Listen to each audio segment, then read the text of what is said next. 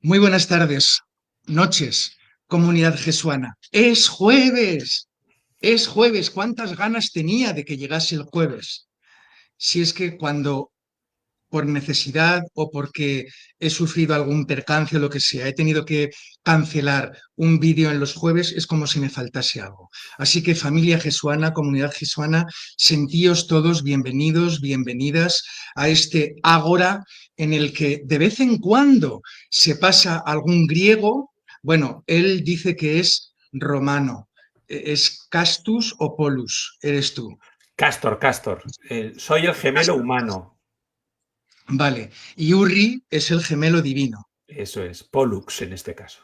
Bonus, muy bien. Bueno, pues aquí tenéis a mi invitado especial en el cartel de promoción de este vídeo en directo aquí en Facebook. Os puse un invitado de excepción y efectivamente lo es. Nos hemos cruzado varias veces en nuestra vida, pero casi de refilón. Ujú. No tengo la bondad de haberlo conocido en persona y en serio, pero estamos haciendo algo para remediar eso, ¿no, Alfred? Exactamente, cuanto antes mejor. Muy bien, Alfred Quiles, este es nuestro invitado, con un asunto que puede percibirse al principio como peliagudo. Yo, cada vez que pueda, voy a intentar ponerme frente a él como abogado, que él es abogado, pero como abogado del diablo. Que así podremos contrarrestar argumentos y es la vía exacta para llegar a un entendimiento en común, para aprender cosas los unos de los otros. Estamos convencidos de que vosotros también, comunidad jesuana, participaréis a través de vuestros comentarios, que pueden ser comentarios, preguntas, lo que deseéis, ¿de acuerdo? Decía, puede parecer un asunto, un tema un tanto peliagudo, porque cuando mueves cosas que van hacia las entrañas, habitualmente puede haber gente que se enfada o que se enroca o se crispa y entonces empieza a poner cosas que no debería. Esto yo sé que no va a ser el caso porque sé cómo sois y cómo funcionáis, pero estamos atentos a eso. Vamos a intentar tocar este tema algo peliagudo con muchísimo respeto, pero con lo que nos parece la verdad, ¿de acuerdo? Yo no estoy tan puesto como Alfred en este asunto de las concomitancias entre mitos, relatos del Nuevo Testamento, del Antiguo Testamento. Yo diré alguna cosilla también, pero le voy a pedir a Alfred, me callo, me paro, tengo que frenar porque si no derrapo. Vamos a pedir a Alfred que haga una pequeña introducción sobre el asunto, cómo llegó a este tema, por qué le interesó, si ha podido tirar del hilo de varios sitios para hacerse una composición de lugar. Alfred, cuéntanos. Y bueno, primero, muchísimas gracias, muchas. Siéntete bienvenido. Las preguntas que te haré no serán tan cavernícolas como las que me hicisteis. En suma, Vale, te lo agradezco. que fue Es- un tercer grado, sí, no, no. está muy bien. No, Eh, no pagar bien con mal está muy bien, ¿eh? Y no cereal. eso, Vale, te agradezco. así que, pero eso, te agradezco una barbaridad que hayas querido compartir con nosotros tu tiempo y este espacio. Así que tuya es la introducción. Hazme el favor. Bueno, querido Juan Ramón, gracias. La presentación ha sido breve. Yo no necesito presentación porque en realidad soy un impresentable. Entonces, bueno, eso te lo Ah, ahorramos. Soy Alfred Quiles, como decía él, resido en el sur del país valenciano, en una ciudad que se llama Elche o Elche, en un pueblecito, una pedanía, que se llama, el nombre es jocoso, ¿eh? La Folla, como hondonada, ¿vale? En valenciano. Y os quería decir una cosa, vais a flipar en algunas cosas que vamos a encontrar hoy. Cuando uno se acerca a la teología o al pensamiento religioso o al pensamiento bíblico, hay dos principios esenciales que rigen todo el discurso. Primero es Juan 1,18. A Dios nunca nadie le vio jamás. Por eso, cuando nos acercamos al hecho religioso, tenemos que hacerlo como creyentes, no como sapientes, porque nadie sabe nada. ¿Cuál es el problema? Que aquí, en vez de dedicarnos, ¿cómo le diría yo? Al episteme, a la aletheia, es decir, al saber que se autodeduce, al saber revelado, nos dedicamos a la doxa, a la opinión. Todos somos grandes opinadores, ¿vale? Todos opinamos mucho, es la doxa. Y de aquí, de este principio, sale el segundo, que es, como decía, y este seguro que tú lo conoces, querido Juan Ramón, opinions are like assholes. Everybody has one. Las opiniones son como los culos, todo el mundo tiene el suyo. De Death Proof, 1968, la quinta película de Harry el Sucio, las opiniones son como los culos. Es decir, a Dios nadie ha visto jamás, tenemos que acercarnos con la opinión y las opiniones son muy personales, son muy particulares, se leen, se ven y se desechan. ¿Cuál es el problema? Que convertimos las opiniones en axiomas y esos axiomas se convierten en dogmas. Y es cuando está el peligro. Y cuando creamos una estructura religiosa utilizando textos prueba que contestan preguntas ya predeterminadas, preguntas preconfiguradas que nacen del prejuicio, armamos una trabazón teológica falsa que se cae. ¿Cómo nos acercamos a la teología, al pensamiento religioso? Hay muchas maneras y hoy os propongo uno que es chulísimo, que a mí me encanta, que es el método estructuralista de Claude Lévi-Strauss, que fue un tío, antropólogo, filósofo, etnólogo, que vivió 101 años. Nació en Bruselas y, oye, ¿os dais cuenta qué cantidad de gente majas nace en Bruselas? Marguerite Yourcenar, la de Memorias de Adriano, Jacques Brel, el de No me quitte pas, ¿no? ¿Vale? No me quitte pas. Ese. Hay gente muy chula que nace. Y los gofres de Bruselas me encantan, pero son un pelín caros, ¿vale? Y guarros. Y guarros. Yo prefiero, en cuanto a ciudades belgas, prefiero Gante, es la que más me gusta, pero bueno. No, pero escucha, Alfred, yo me refería a guarros, los gofres. Sí, muy guarros. Sí. Los belgas no. Los belgas son muy limpios. Sí, por favor, sí, correcto. Hoy vamos entonces, os propongo hablar del estructuralismo, el método estructuralismo que deriva Claude Lévi-Strauss de la antropología estructural, de la lingüística estructural de Saussure. Todos los que habéis estudiado inglés, literatura, lengua, habéis leído a Saussure, el Saussure. Os suena a todos. A mí pocos, porque no he estudiado, me suena de refilón, pero es un nombre común. Vamos a ver.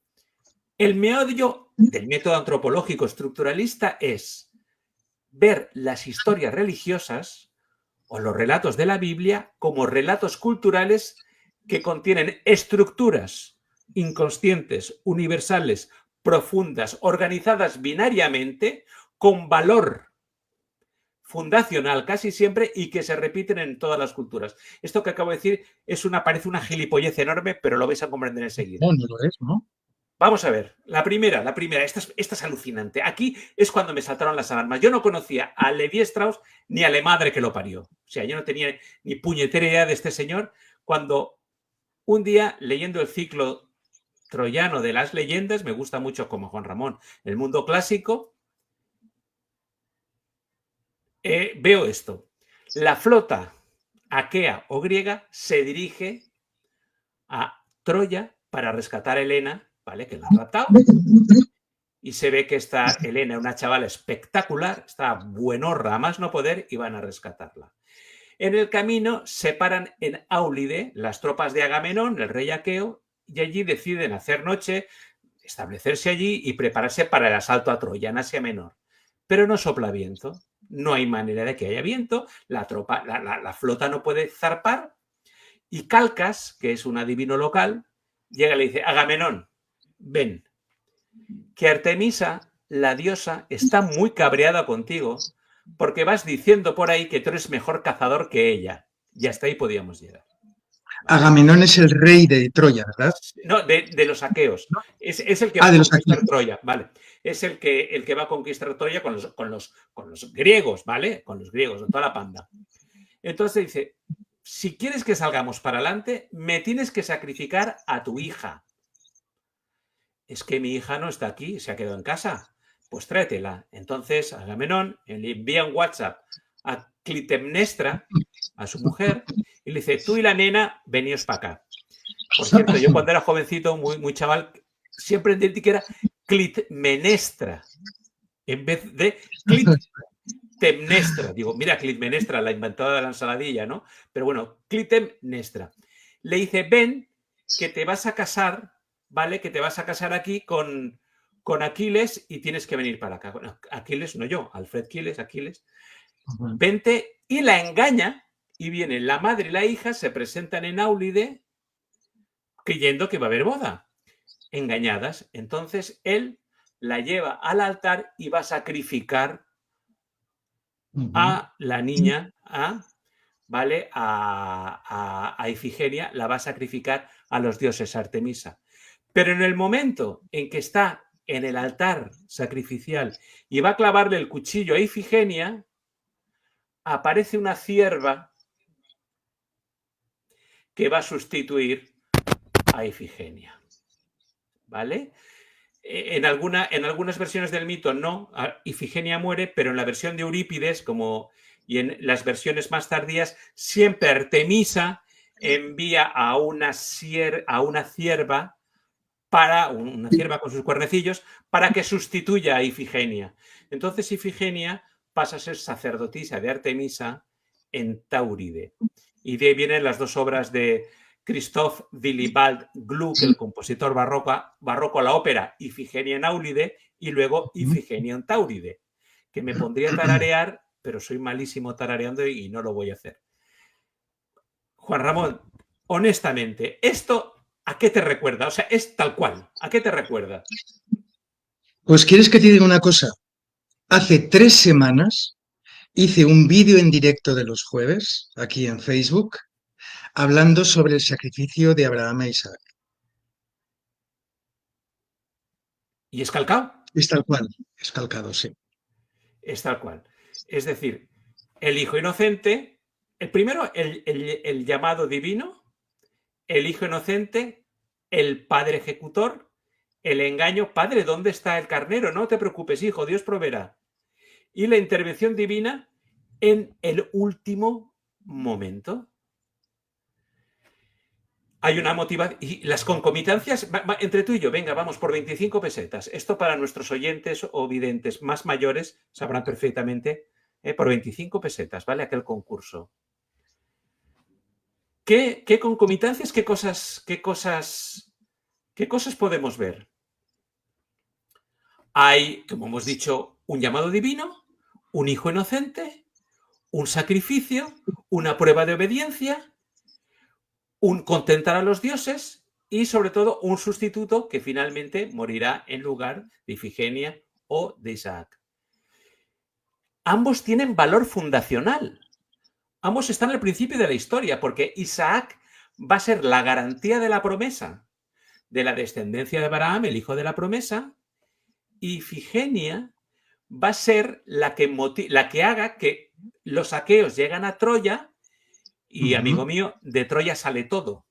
De Troya es el valor seminal que tiene Troya es brutal porque de ahí sale todo el mundo. Odiseo, sale Eneas, de todo el mundo. Es decir, el valor de Troya en las mitologías antiguas, en las historias fundacionales grecorromanas es esencial. Ambos tienen un valor Y, fundacional. y fíjate, Alfred, que sin Grecia no existiría Roma. Claro, claro, está O claro. sea, es seminal a lo bestia. Claro. Y si los aqueos no hubieran llegado a Troya, ¿vale? Eneas no hubiera huido de Troya con su padre Anquises y su hijo Iulo no hubiera llegado al Lacio y no tendríamos Roma. Es decir, la historia de Ifigenia es esencial y la historia de Isaac también. y la historia del sustituto. Cuando ves esto, es lo que me hizo volar la cabeza. Y entonces empecé a preguntar por ahí. Y un licenciado en teología, un hombre muy sabio, me dijo, eso es el mitema. Digo, coño, ¿qué es el mitema? ¿Vale? Es como aquel hombre, ¿no? Yo he venido aquí a hablar de mi tema, más o menos es lo que he venido a hacer yo aquí, ¿no? ¿Qué es? Ahora vamos a ver otros ejemplos muy chulos, ¿vale? Vamos a ver ejemplos. No, pero explícanos qué es el mitema. O sea, el Sí. conjunto de... El, son historias lineales o literales que son manifestaciones de estructuras inconscientes, en el inconsciente del pueblo, de una etnia, de un país, de un pueblo, en general del pensamiento humano, y se estructuran binariamente. Vida-muerte, bien-mal, naturaleza-cultura, sociedad-individuo. Lo de cultura, naturaleza-cultura es muy interesante. Bien-mal y siempre. Y con Arcanos, sí, arquetipos. efectivamente. Levi-Strauss los organiza binariamente y a él le sirven para resolver las contradicciones esenciales de la organización social de los pueblos. Esas estructuras narrativas repetidas, organizadas contradictoria y binariamente, resuelven las contradicciones fundamentales de los pueblos, de la gente. Por ejemplo, Adán y Eva es un relato en la Biblia esencial, ¿no? ¿Qué vemos en Adán y Eva? El paso, una estructura binaria contradictoria de la naturaleza, del estado, digamos, arcadiano, ideal, de armonía con la naturaleza, en el huerto del Edén perfecto, cuando hay una imposición cultural, ¿cuál es? La ley, la obediencia a un precepto, ¿vale? De esto no comerás, ¿vale? Pasamos de un estado idílico a un estado de culturización, de socialización. Tenemos otra estructura binaria contradictoria: la obediencia, la transgresión, la inocencia, la culpa, la vida o la muerte. Es decir, con estas estructuras binarias, él quiere explicar el paso del estado natural del hombre a la creación de la sociedad, de la armonía con la naturaleza a la cultura, a la organización social. Por ejemplo, el dragón y la serpiente. Hay un dragón, según la historia del Génesis. Ojo, vamos a ver, amigos queridos, yo no voy a meter aquí si la Biblia es verdad, si es un mito, no. No estoy hablando de la Biblia como mito en el sentido mitológico habitual de las historias, de los cuentos, ¿vale? Sino desde el punto de vista, y yo soy además, naturalista. Alfred, que la verdadera diferencia entre un mito y una leyenda es que la leyenda es una ficción, mientras que el mito transporta, encapsula Esto es. una cosa que pasó, pero que con el tiempo se ha ido añadiendo, adornando de cosas por las tradiciones orales. Pero dentro del mito, profundamente, hay una verdad. Si no, es leyenda. Efectivamente. Y el mito es la mejor manera de transmitir en una sociedad oral los principios fundacionales. Se transmiten a través del mito, obviamente. Un mito, por ejemplo, que le comentábamos hace poco, la guerra de Troya. O sea, la guerra de Troya es mentira. Troya existió, sí existió Troya. Schliemann la excavó y hay un montón de estratos y estuvo ocupada durante mucho tiempo. Troya existió. El caballo, seguramente no. El caballo es una manera mitológica de explicar otra realidad. Otro ejemplo te voy a poner: la Torre de Babel. La Torre de Babel es una manera, es un mitema, es una manera mitológica de explicar la difusión cultural, el nacimiento de las lenguas y cómo el pueblo, la gente se va esparciendo y creando grupos de lenguas. Y además, perdonadme, yo lo voy a decir así, cuando los israelitas llegan a Babilonia y ven el gran figurat, el Etemenanki, que aún sea, bueno, se conserva aunque sea el cimiento, ahí nace el mito. Posiblemente ahí nazca el mito de la Torre de Babel. Es una manera mitológica de explicar la creación de las lenguas, de los grupos lingüísticos y de los dialectos. Pero vamos a lo que es el mitema. Según Levi-Strauss, es la unidad mínima de significado mítico. Sería lo que en lingüística, ahí volvemos a Saussure, el fonema. Y es clave para entender el pensamiento estructuralista, ¿no? Es una acción elemental, por ejemplo, puede ser una acción elemental. El héroe vence al monstruo. ¿Qué tenemos en la Biblia? Héroe venciendo al monstruo. Jesús y Satanás, Jesús el dragón. ¿Dónde lo vemos? San Jorge y el dragón. Eva y la serpiente. Mirad qué alucinante. Eva es una mujer guapa e inocente, ¿vale? Y el dragón tiene una facultad. La serpiente que engaña a Eva tiene una facultad maravillosa. ¿Cuál es? Habla. ¿Cómo se reproduce eso a lo largo de la historia? El dragón que se secuestra doncellas inocentes. Porque los dragones medievales, ¿qué facultad tienen? Pueden hablar. Entonces los dragones que secuestran doncellas es el mito, la acción mitológica o el mitema de Eva y la serpiente. Combates singulares. Hércules y el cíclope. David y Goliat. Tito Manlio Torcuato, este me encanta, luchando contra un galo. Marco Valerio Corvo, otro, luchando contra el galo. Combates, es decir, la historia primitiva de Roma, que recoge Tito Livio en Aburbe Condita, está llena de combates singulares. De un romano patricio maravilloso y bueno combatiendo contra un galo. Mira, ahí lo tenemos.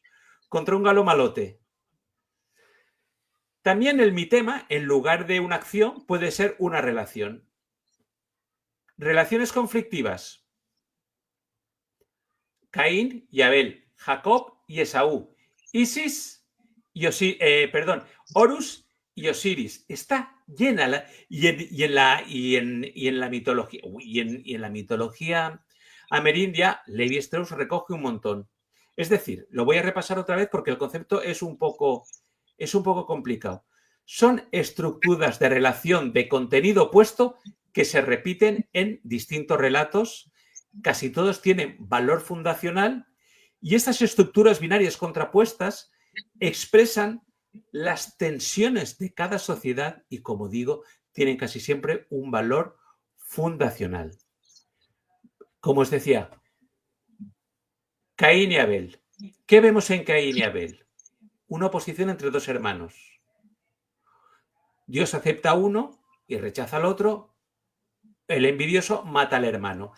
Y el que asesino es castigado, pero no es muerto. Posibles mitemas, posibles estructuras binarias contrapuestas que están en el fondo de cada devenir social.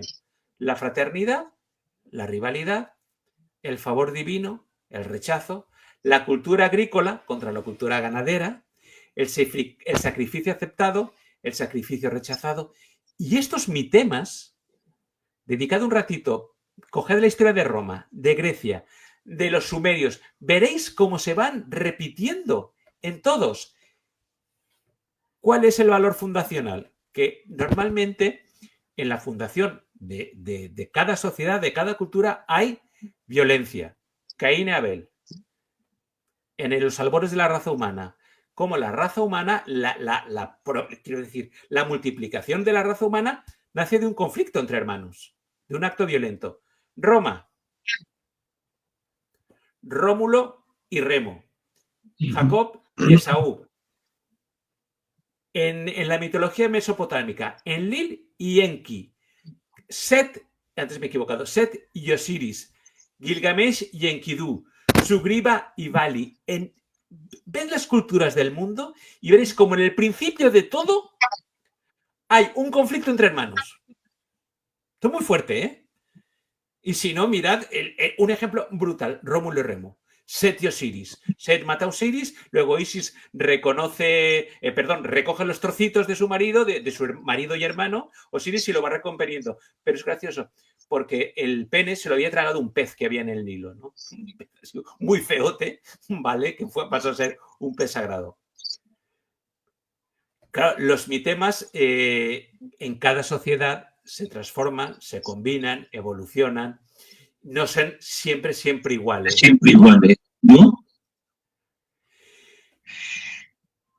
La gracia, una manera de acercarse a la Biblia es descomponer los relatos bíblicos en los mitemas y compararlos con los mitemas de otros relatos. Buscar las transformaciones propias de la cultura judía, por ejemplo, en relación o en diferencia con las transformaciones de otras culturas. Y sobre todo, encontrar las oposiciones binarias. Se me ha olvidado una. Isaac, Ismael, el hijo de la promesa, el hijo del adulterio. Siempre en muchas culturas, no en todas, en muchas culturas, un conflicto fratricida, un conflicto familiar está en el origen de todo. ¿Qué nos está diciendo? ¿Qué nos explica el mitema? Que la violencia está en el origen de la sociedad, de las estructuras sociales. Y con el mitema lo que hace Levi-Strauss es explicar las tensiones sociales y psicológicas de cada pueblo. Transmite estructuras cognitivas profundas de manera subconsciente y universal y va dialogando, gracias al mitema, con varias culturas. Aquí nace otra cosa que a mí me hace mucha gracia, que si quieres otro día hablamos. La Biblia como metarrelato y la teoría de Jean-François Lyotard, que es completamente contraria a la de Levi-Strauss, porque Levi-Strauss lo que hace es extraer relatos y analizarlos, los mitemas de cada relato, y lo que hace Lyotard es entender la Biblia como un todo, como una historia totalizadora, donde el relato pierde su importancia. También tiene cosas muy útiles. Bueno, vamos al... bueno, atención, otro. El diluvio de Noé. Utnapishtim, que es el Noé sumerio.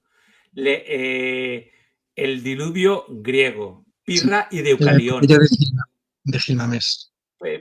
Yo estuve por cierto, es un gran honor para mí, estuve en Grecia en el desagüe del diluvio, por donde se escurrió el agua del diluvio. Poca broma, ¿eh? Entonces... ¿Y encontraste el tapón? No estaba, claro, por eso se escurrió. Sería enorme, ¿no? Es un tapón. Claro. En la historia del diluvio se ven más de 150 culturas, incluso en Mesoamérica. Es decir, otra vez, volvemos a un desastre natural, a un desastre ecológico, como con valor germinal para el nacimiento de la sociedad. ¿Vale? En la Biblia, además, si veis, el mitema se va desarrollando figuras que se oponen entre sí o relatos que se desarrollan en paralelo y van explicando la historia de la salvación. Adán pecador, Jesús el nuevo Adán. Isaac, el hijo legítimo, el hijo de la promesa del pueblo de Dios, e Ismael, el hijo rechazado. Moisés, el libertador, el faraón, el esclavizador. Con esto, ¿qué es lo que hace Levi-Strauss? Como digo, le ayuda a explicar las tensiones estructurales que están en el origen de todo el desarrollo social y cultural. Justifica el sufrimiento, define el bien y el mal y la organización de la sociedad. ¿Es útil? No sé qué os parece a vosotros. Yo creo que ayuda a explicar algunas cosas. Por lo menos, si no es útil para explicar, si no es un instrumento de conocimiento útil, pues a mí eso me parece una chorrada. No nos queda más remedio que reconocer, y esto es cierto, que las historias de la Biblia se repiten sospechosamente en un montón de culturas. No lo sé, hay algo ahí. Y una historia que parecía bastante secundaria, bastante, como diría Hitchcock, un MacGuffin, como es el sacrificio de Isaac, es la copia literal del sacrificio de Ifigenia. Y ahora vamos a otro hecho que también por mi cuenta descubrí. Bueno, yo no he descubierto nada en esta vida, absolutamente nada, pero vamos a verlo, Juan Ramón, y me tienes que echar una mano. Como gran amante y conocedor de la Biblia y de la cultura clásica. Leónidas. Leónidas, como sabéis, era un tipo guapetón, fuerte, alto y completamente depilado. Eso es esencial. ¿Lo tienes por ahí? Ahí vale, muy bien. Correcto. En el transcurso de las guerras médicas, ¿vale? A principios del siglo V, sobre el 480, Leónidas I, rey de Esparta, esto lo recoge Heródoto o Herodoto. Heródoto es quizá el que podemos llamar el primer historiador moderno.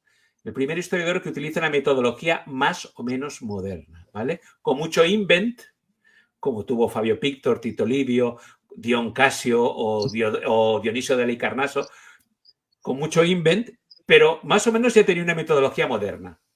El contexto es la Segunda Guerra Médica contra los persas. Sabéis que los 300 voluntarios espartanos van al desfiladero de las Termópilas, ¿vale? Allí los espartanos, y allí resisten heroicamente la invasión de los persas de Jerjes, ¿vale? ¿Qué pasa? Mueren todos tras varios días de lucha, ¿vale? Y es cuando dice aquello, ¿te acuerdas? Preparaos, espartanos, porque mañana desayunaremos en el infierno. Seguro. Bueno, ahí eso Walt Disney lo convirtió en hasta el infinito y más allá. Que en realidad no sería infierno, sería el Hades. Claro, claro, Que obviamente. no es fuego ardiendo y quemando carne y No, pelos no, y es que músculos. el Hades, tanto griego como romano, era bastante aburrido. Era una Sí. cosa ni fu ni fa, ¿vale? Entonces, parece que procuraban pasárselo bien en vida, porque una vez que atravesabas, que Caronte te llevaba al otro lado, pues ahí era un estado como una sala de espera tonta, ¿no? No era muy divertido. ¿Qué simbolismo encontramos aquí? El honor, la resistencia, el sacrificio por la patria y la muerte gloriosa. Aquí tiene muerte gloriosa, se llevan muchos likes, pero mueren todos, ¿vale? Muere hasta el apuntador. Luego tenemos a los 306 Fabios. La historia más o menos es a principios del siglo V, 470, 480, es contemporánea. Lo relata Livio. Los de Velles, que es una ciudad etrusca, que eran al principio de la historia de Roma, los malos no eran ni los partos, ni los cartagineses, ni los griegos, eran los de Velles, los jodidos vellenses, etruscos. Una ciudad importante. Ojo, Velles estaba, atención, a 16 kilómetros de Roma, ¿eh? No os penséis que Roma en aquella época, en el siglo V, era la potencia que dominó 5 millones de kilómetros cuadrados y todo el Mediterráneo. Era un villorrio de mala muerte, y el combate con sus vecinos eran escaramuzas para robarse ganado y darse una pasada de hostias. Punto. No eran esas guerras de conquista tan maravillosas, no era la batalla de Cannas, ni la batalla de la Zama, ni Teotoburgo, no, eran cosas bastante tontas. Bueno. Y tuvieron que drenar la tierra entre las colinas, la ciudad de Roma, para Sí, poder habitarla, porque era puro barro. sí, aquello era un nido de malaria y de paludismo brutal. Y se veis hoy en Roma, cuando vayáis a Roma, mirad que hay verde y pinos y por todos lados, y fuentes por todos lados, ¿vale? Incluso luego trajeron más, en la época de Claudio había 13 acueductos que llevaban a Roma, ¿eh? Os invito, no os olvidéis de ver Porta Maggiore, ¿vale? En Roma el barrio es un poco feo, es un poco sospechoso, pero en la Porta Maggiore por encima pasan 3 acueductos, o sea, uno encima de otro. Luego, delante está la tumba de Eurisaces, el panadero. No dejes de visitarlo. Cuando lo visité con mi mujer, ella estaba allí, todo dice, cariño, date prisa, vámonos de aquí, por favor. No, Sara, una foto más, ¿vale? Me lo pasó mal. Bueno, vale. El jefe de los Fabios, el jefe de los Fabios le dijo a los cónsules, agárrame el cubata, que mi familia y yo, o yo y mi familia, supongo que diría, vamos a luchar contra los vellenses y vamos a proteger Roma. Y en la batalla de Crémera se cargaron a los 306 Fabios. No 300, 306. Se quedó un niño, Quinto Fabio, Bibulano, que era un chavalín, se quedó en Roma y ese no murió, ¿vale? 306 por el 480, 477.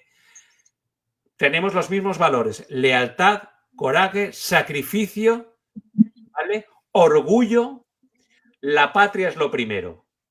Y aquí acaban mal también y no tienen mucha gloria, pero por lo menos tenemos ese binomio: familia, patria, ¿vale?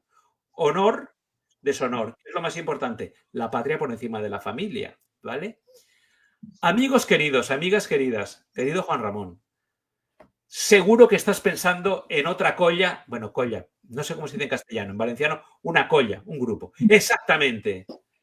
Gedeón. Gedeón son los que reparten Biblias y los dejan en los cajones de las mesitas de los hoteles. Los Gedeones, ¿tú te acuerdas? Ahora, hace mucho tiempo que no veo, pero yo he llegado a ver algún Nuevo Testamento con el membrete de los Gedeones en algún hotel de mala muerte cuando era jovencito y solo podía ir a de mala muerte. Pero estaba el librito de los Gedeones. Los Gedeones, perdón, los 300, ¿en qué? Vamos, los 300 se supone que es antes. Pero ¿cuándo se escribe el libro de los jueces? El libro de los jueces, según los eruditos, se escribe sobre el siglo V, a principios del siglo V, ¿vale? No se escribe en el siglo IX, en el siglo XI, que esto también supongo lo has hablado tú. Cuando se escribe el libro de los jueces, se recoge la tradición oral y se complementa, se edita, porque sabéis que los historiadores antiguos, hay una cosa a la que tienen pánico, que es al vacío, a la incoherencia. Y ellos, para dotar de linealidad a la historia y rellenar los huecos, se inventan lo que haga falta, ¿vale? Eso hacía Tito Livio, que era un número one. Tito Livio y Dionisio de Halicarnaso y Heródoto, cuando algo les fallaba, pues lo apaña. Lo apaña. Escucha, y las genealogías bíblicas hacen lo mismo. Cuadran las fechas y las genealogías para que quede bonito. Y si veis el Pentateuco, Josué, Jueces, Samuel, hay una linealidad, como si todo hubieran sido fascículos que salen cada semana. Que sí, parece que lo haya escrito todo el mismo. Parece que no haya solución de continuidad desde Deuteronomio, el libro de Josué, a los jueces. Todo va perfectamente seguido y casi puede seguir la línea del relato perfecta, sin ninguna laguna. ¿Por qué? Porque obviamente no se escribió en el siglo XIII, cuando Israel sale de Egipto. Como muy tarde, y aquí hay opiniones para todos los gustos, pero perdón, como muy tarde empieza a escribirse en el siglo IX, en la época de Josías y en el posexilio. Entonces, claro, ¿quién tenemos aquí? A los 300 de Gedeón, que primero eran 32.000, que yo, permitidme, me escama mucho que fueran 32.000. Ni Roma, la Roma republicana, ni en sus mejores tiempos pudo soñar tener 32.000 hombres preparados para combatir. Hemos exagerado un pelín. Bueno, de 32.000 quedan 300. Los 300 se combaten contra los madianitas, ¿vale? Pero aquí, atención, los 300 ganan. Estamos el mismo binomio. Aquí es obediencia a Dios, confiar en Dios frente al poder humano, que el poder humano no vale nada, porque vence el poder de Dios. En Leónidas y su derrota es el honor frente a la sumisión a los malos, y en los Fabios es el Estado por encima de la familia. En un primer caso, Dios interviene; en un segundo lugar, los dioses están ausentes; y en un tercer lugar, el fatum, el amor fatum, el amor al destino, es lo que prevalece. No sé. Ah, mira, perfecto, muy bien, gracias, Juan Ramón, lo tienes ahí a huevo, muy bien. No sé cómo lo veis vosotros, pero las concomitancias, la estructura, cómo se estructuran las historias, cómo los binomios contradictorios explican la historia, es brutal, aunque cambian. En Gedeón hay un sacrificio que lleva a la victoria; en Leónidas hay un sacrificio que se convierte en una derrota útil; y en Fabio hay un sacrificio que acaba en desastre. Pero la estructura es muy similar. Es muy similar. En un caso es la teocracia bíblica, ¿vale? Dios que guía el destino. En el caso griego es el heroísmo aristocrático, que es el impulsor de la sociedad griega. La democracia griega era muy bonita, pero era una democracia, era más bien una oligocracia, ¿vale? Y en la historia de Roma, de los Fabios, es el valor de la pietas, de las virtudes del hombre romana, de la virtus romana. Pero más o menos todo es igual. No sé cómo se eso ha quedado el cuerpo. Yo cuando estaba, pues eso, como tú, Juan Ramón, leyendo, hoy me he comprado un libro sobre Roma, otro más, ¿vale? Ya tengo otro más. Cuando lees esas cosas, es que qué raro que todo se parece tanto, todo tiene la misma estructura, todo explica lo mismo y todo viene de la misma época histórica. No lo sé. Como suele decir la gente, yo ahí lo dejo. Alguien dirá, eres un blasfemo. La Biblia es inspirada por Dios y todo lo que pasó ahí es auténtico. Mirad, Luca Marulli, que es un profesor de la Universidad de Estrasburgo, ¿vale? No está a sueldo de ninguna iglesia y puede pensar con claridad. Dice, hay dos tipos de cristianos. Los que entienden la Biblia en su literalidad y para ellos cualquier dato biográfico, geográfico o incluso el tiempo que hacía ese día, y si Sennacherib va con 185.000 hombres, es que es verdad, y si a Jonás se lo traga un pez, es que es verdad. Y otros que creen que la Biblia no se ha de interpretar literalmente, que la Biblia lo que hace es crear el contexto que nos conduce a un encuentro con Jesús, que es lo realmente importante, ¿vale? Jean-Claude Berrequia, que ha sido rector de la Universidad de Collonges, Teológica de Collonges y de Newport, dice exactamente lo mismo. Hay dos maneras de encarar la Biblia. Una en su literalidad y otra no. La Biblia en cada momento se puede interpretar, uno se puede acercar con instrumentos de conocimiento diferentes y siempre que lo haga sacará cosas útiles. Que los paradigmas que valían a los cristianos de hace 2 siglos no son los paradigmas que valen a un cristiano del siglo XXI. Que las verdades incólumes que nosotros creíamos que eran tal cual en el siglo XIX no tienen por qué pervivir hoy. Es una concepción, digamos, platónica de la verdad bíblica a una concepción histórica. Es decir, la Biblia puede ser aprendida con H intercalada, con varios instrumentos de conocimiento a lo largo de historia y ese conocimiento puede ir evolucionando. Y no pasa nada. Y no pasa nada. Claro, si tienes un concepto platónico de la Biblia, todo es imperturbable, inmutable y fijo, y la labor del que se acerca a la Biblia es escarbando, salir de la caverna de las sombras hasta encontrar la realidad bíblica tal como es. El otro dice, no, la realidad bíblica hoy es una y mañana será otra. Y no pasa nada. Yo me adscribo, tampoco me gusta catalogarme siempre de manera fija, me adscribo a este segundo grupo, ¿vale? Y bueno, hasta aquí, Juan Ramón. Bueno, pues muchísimas gracias, Alfred. Cerramos la persiana, habéis derrumbado por completo nuestras creencias, eres un miserable y no te perdonaremos nunca. Y además del Barça, o sea, es lo peor. Pues sí. Y nudista, ¿eh? Nudista también, soy nudista. Tengo A ver, playas mira, yo magníficas. tengo algunas cuestiones que compartir contigo. Sí. Me parece muy coherente que cuando en un relato que has ido cogiendo de aquí, de allá, por diversas fuentes, y hay cosas que se quedan en laguna, es coherente, sobre todo en la tradición oral, es extraordinariamente coherente llenar esas lagunas, perfeccionando los relatos, porque los autores lo que tienen en cuenta es la moraleja. Claro. Es decir, ¿de qué va todo esto? ¿Qué quería contaros yo? ¿Con qué quiero que os quedéis? Porque es tradición oral.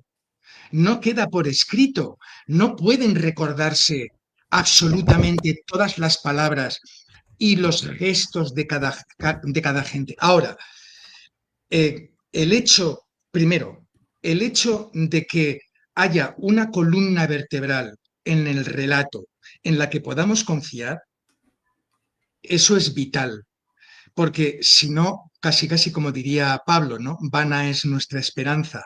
A santo de que trabajamos tanto la Biblia, las Escrituras, a santo de que aprendemos griego o aprendemos hebreo para profundizar más fácilmente en todos los recovecos del relato. Entonces, tiene que haber algo ahí, una estructura, una columna vertebral para que hayamos hecho de esto algo importante para nuestras Ujú. vidas. Totalmente de acuerdo. ¿Perdón? Que totalmente de acuerdo. O sea, el método estructuralista no es el método definitivo, no es el método conclusivo. Es decir, la Biblia es esto y ahora. No, no, para nada. Para nada. El método estructuralista de Levi-Strauss lo que te ayuda es a encontrar concomitancias en los relatos de la antigüedad que, por lo menos, son curiosas. Y como los mitos fundacionales de todas las culturas y pueblos funcionan más o menos igual. Ujú. La Biblia está contaminada por las sociedades que rodeaban a. Por supuestísimo, Sí, por supuestísimo. Si uno se sí. acerca, si uno ve el templo de Salomón, es calcado a un templo fenicio. Tal cual. Si uno ve el santuario del desierto, El es tabernáculo. igual al tabernáculo, es igual a un templo egipcio. El mobiliario. Es decir, los israelitas vinieran de donde vinieran, yo honestamente no creo en las 12 tribus de los hijos de Jacob, se trajeron algo muy importante de Egipto, que es el tabernáculo, y lo adaptan a su cultura y a sus tradiciones, y hacen algunos cambios. ¿Sí? ¿Esto qué pasa? ¿Esto va en contra de Dios y de la Biblia? No, no, porque como tú dices, hay una columna vertebral que nos está guiando hacia la redención, nos está guiando hacia la gran estrella que no puede ser eclipsada, que es Jesús. Así lo entiendo yo, por lo menos. Pero tenemos que ir purgando algunas cosas y poniendo algunas cosas en segundo lugar. ¿Ves? Esto con la teoría del metarrelato se entiende mucho mejor, porque si para nosotros la Biblia es una serie de relatos sueltos, ¿vale? No vamos a encontrar coherencia.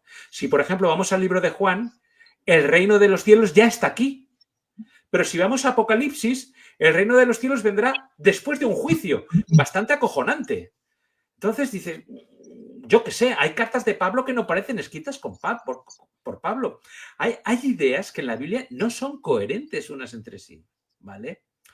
Y Como sin dice. embargo, fíjate, Pablo, perdóname, Sí, perdóname, no, no, continúa, adelante, por continúa. favor, ya he hablado mucho, ¿no? Dime, Juan Ramón. No, y aún así podemos entrever en Pablo de Tarso, el epítome palmario de lo que es estructurar un mitema.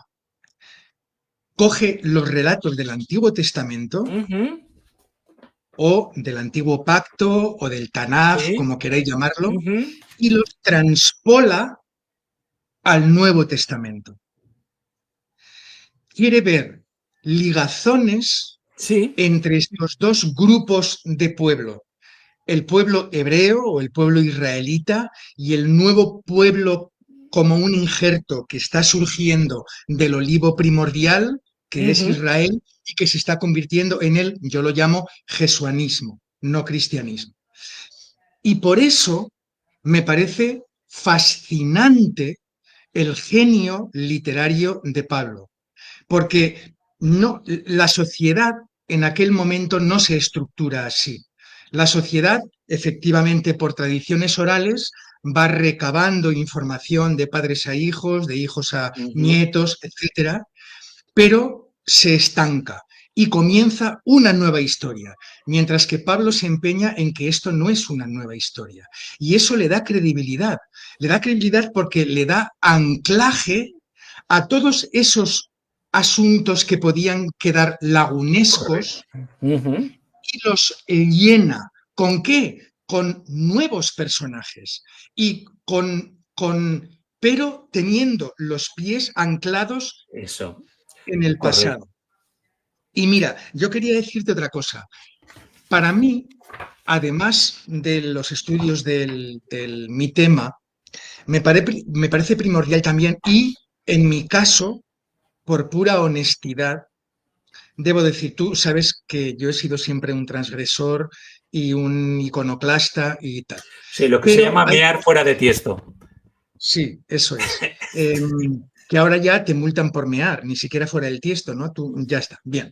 Entonces, pero quiero ser honesto, aun a sabiendas de que hay gente que va a tildarme de conservador, cosa que se me pone la carne de gallina cuando pienso que alguien pueda creer que soy conservador. ¿Y por qué te digo esto?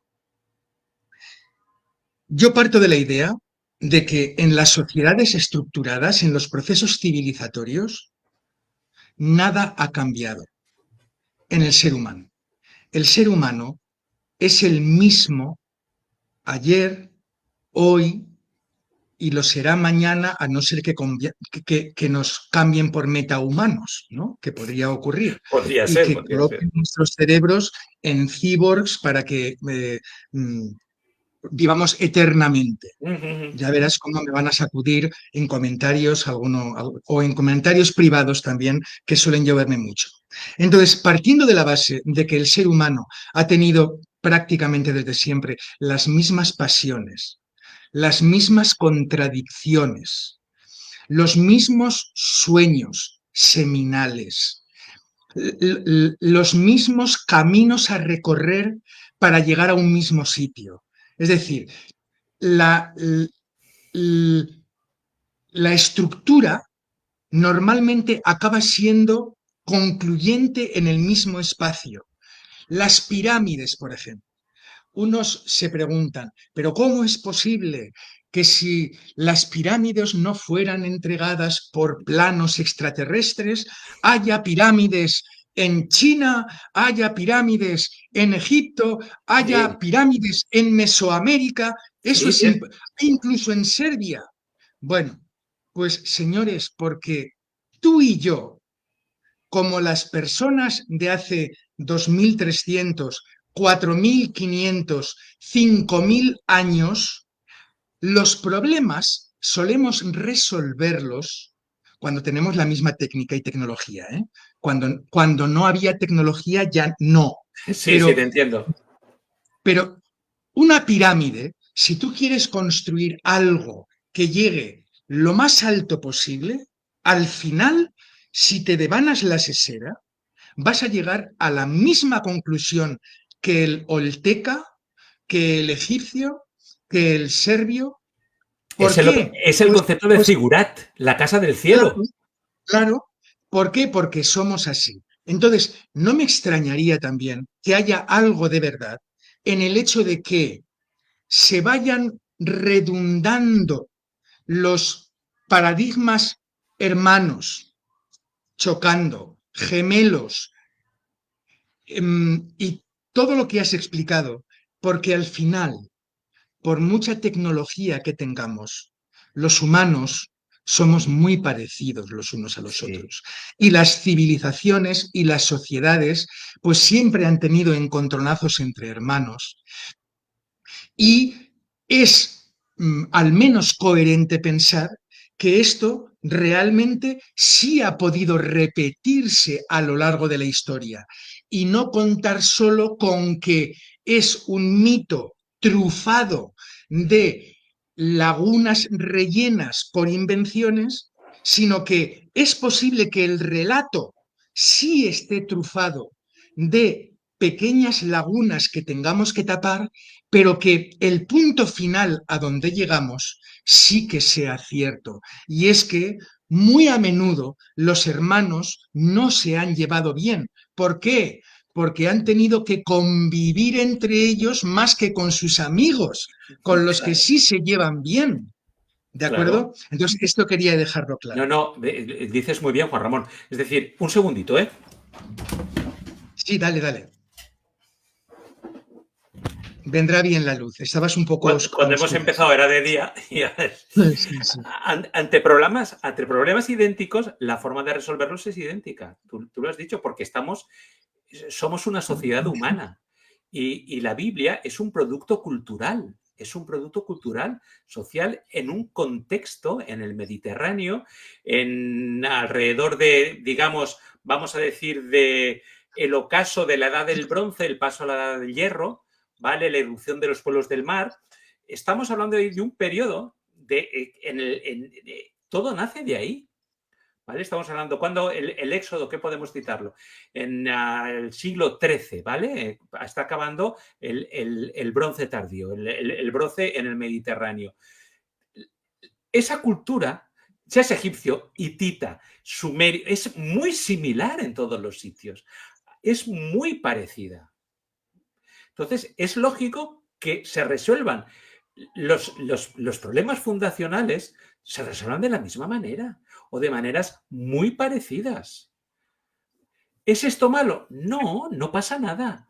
No nos tiene que escandalizar, pero los que ven la Biblia solo como un producto de la inspiración divina, casi dictada por Dios, claro, se van a escandalizar. No, es que la Biblia es la Biblia. ¿Y por qué la Biblia es la Biblia? Vamos a ver, que la Biblia sea inspirada, perdóname, aquí sí que me voy a soltar una blasfemia brutal. La Biblia sea inspirada, Juan Ramón, no es más que una convención social. Es un punto de partida metodológico con el que explicar muchas cosas. O sea, para decirlo claro, es un axioma. O más, es un dogma disfrazado de axioma. Yo tengo que partir de que la Biblia es inspirada por Dios y es inefable, porque si no, y inerrante, bueno, inefable no, qué bestia, inefable es lo que no se puede explicar con palabras, es inerrante, porque si no el castillo de House of Cards, el castillo de naipes se me cae. Entonces, veamos la Biblia como un producto cultural de vez en cuando, no va a pasar nada. Y veamos cómo se repiten, por ejemplo, el mito de los combates singulares. Roma está llena de combates singulares que hacen avanzar a Roma en la conquista del Lacio, en la conquista de Etruria. Lo mismo le David y pasa. Goliat. Claro, David y Goliat, los archienemigos de los judíos en aquel momento, ¿quiénes son? Los filisteos, que era, según dicen, uno de los pueblos del mar de origen mediterráneo, ¿vale? Es lógico que haya sin entrar a valorar ahora que Dios utilice la muerte para conseguir sus propósitos. Eso es otra cosa que creo que, como decía Jordi Pujol, avui no toca. Això avui no toca. Eso hoy no toca, ¿vale? Pero sí, estoy completamente de acuerdo contigo y no pasa nada. Y lo que tú dices de Pablo.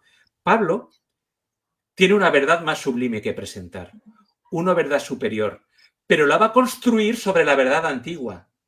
Va a utilizar las piedras del edificio antiguo para construir un edificio nuevo. No les dice, mirad, lo que penséis vosotros es una mierda, no vila para nada. No, no les dice eso, dice, no, está bien, no os preocupéis, me parece bueno, pero vamos a avanzar un poquito más. Y si lo que vosotros pensáis, no es que sea malo, pero dad un pasito más. Un pasito más. Contemplad a Jesús, como Jesús es la realización de los arquetipos antiguos que vosotros contempláis, se cumplen en Jesús y cómo Jesús va avanzando en ese edificio. Sin derribar lo antiguo, lo cambia completamente. Es lo que hace Pablo. Y estoy completamente de acuerdo contigo. Yo creo, francamente, en la inspiración de las Escrituras por parte de Dios, pero he dicho la inspiración, no el dictado. Vale. Es decir, yo creo que hay pruebas internas en las Escrituras que ahora no tengo tiempo de desgranar, pero que vamos desgranando poquito a poco durante estos jueves en directo en Facebook. Por ejemplo, pero no es dictado. Por ejemplo, completamente de acuerdo. Y salto al Nuevo Testamento para no estar anclado en el salvajismo del Antiguo Testamento, del Tanaj, etc. Salto al Nuevo Testamento. Ananías y Safira, un asunto que he tratado también aquí con la comunidad. Ananías y Safira son dos personas que reciben una herencia y que, como son parte de la comunidad jesuana primigenia, quieren hacer lo que les han propuesto los apóstoles, poner todos los bienes para la comunidad y así que nadie pase necesidad, sea rico o sea pobre. De acuerdo. Pasa algo y es que esta pareja al final es pillada guardando alguna de las propiedades que pudieran tener, pero habiendo entregado todo el resto. ¿Y qué ocurre? Que Pedro llega y le dice a Ananías, ¿tú qué has hecho? ¿Te has quedado con algo? ¿Por qué? No, no, no, pero has pecado contra el Espíritu Santo. A Pedro nadie le ha dicho que, quiero decir, nadie sobrehumano, nadie le ha dicho qué es lo que ha ocurrido con las propiedades de Ananías y Safira. Presupone que algo está pasando y somete a un tercer grado tan brutal a ese hombre acaba muriendo. Tanto es así que hay jóvenes que rápidamente cogen el cuerpo y se lo llevan para que no se vea. Pero cuando viene Safira, hace 3/4 de lo mismo. La prueba que yo muestro, no he dicho demuestro, la prueba que yo muestro de que eso no provenía ni de Espíritu Santo, ni de Dios, ni de nada, sino que fue una pedrada que le dio a Pedro, es que esa costumbre ya no vuelve a aparecer más en el Nuevo Testamento. O sea, algo ha quedado ahí sin solucionar, porque si se hubiera solucionado de alguna forma, si se da un argumento contundente, como por ejemplo que podrían no haber muerto si Pedro no hubiera presionado tanto, no hubiera tenido que acabar la costumbre. Podrían haber seguido así, no, no, desaparece. Es decir, nos han explicado siempre, por dictado divino, que Pedro vio que el Espíritu Santo había sido contristado y por lo tanto Ananías y Safira habían muerto por la mano de Dios o por la mano de un presunto Espíritu Santo. Y nos lo hemos comido con patatas. Así todo en la Biblia. Como digo siempre, hay que filtrar tanto el Nuevo Testamento como el Tanaj por los ojos de Jesús de Nazaret. Si pasan el filtro, fantástico. Si no lo pasan, tienes que darle 10 vueltas más, porque si no corres el riesgo absoluto de poder equivocarte y Juan Ramón, hacerte una imagen de Dios funesta, que es lo peor que le puede pasar a un creyente ante Dios. no puedo estar más desacuerdo contigo, de acuerdo contigo. Y además dos cosas. Yo incluso he llegado a pensar que la historia de Ananías y Safira es una extrapolación posterior, porque claro, es una idea, bastante ejemplificante, ¿no? Y como dice, y sabe, el texto dice, y el miedo se extendió por las comunidades. Dios no actúa con miedo. Dios ni utiliza la muerte, y eso lo hemos hablado tú y yo, ni utiliza el miedo, ni utiliza la muerte en sus propósitos. La muerte y Dios son incompatibles. ¿Vale? Ahora déjame decir una cosa en descargo mío, ¿vale? Dale, Ojo, dale. yo no digo que la Biblia no esté inspirada. Yo lo que digo es lo siguiente. Para mí, ¿vale? Y volvemos al segundo principio fundamental de teología. Las opiniones son como los culos, ¿vale?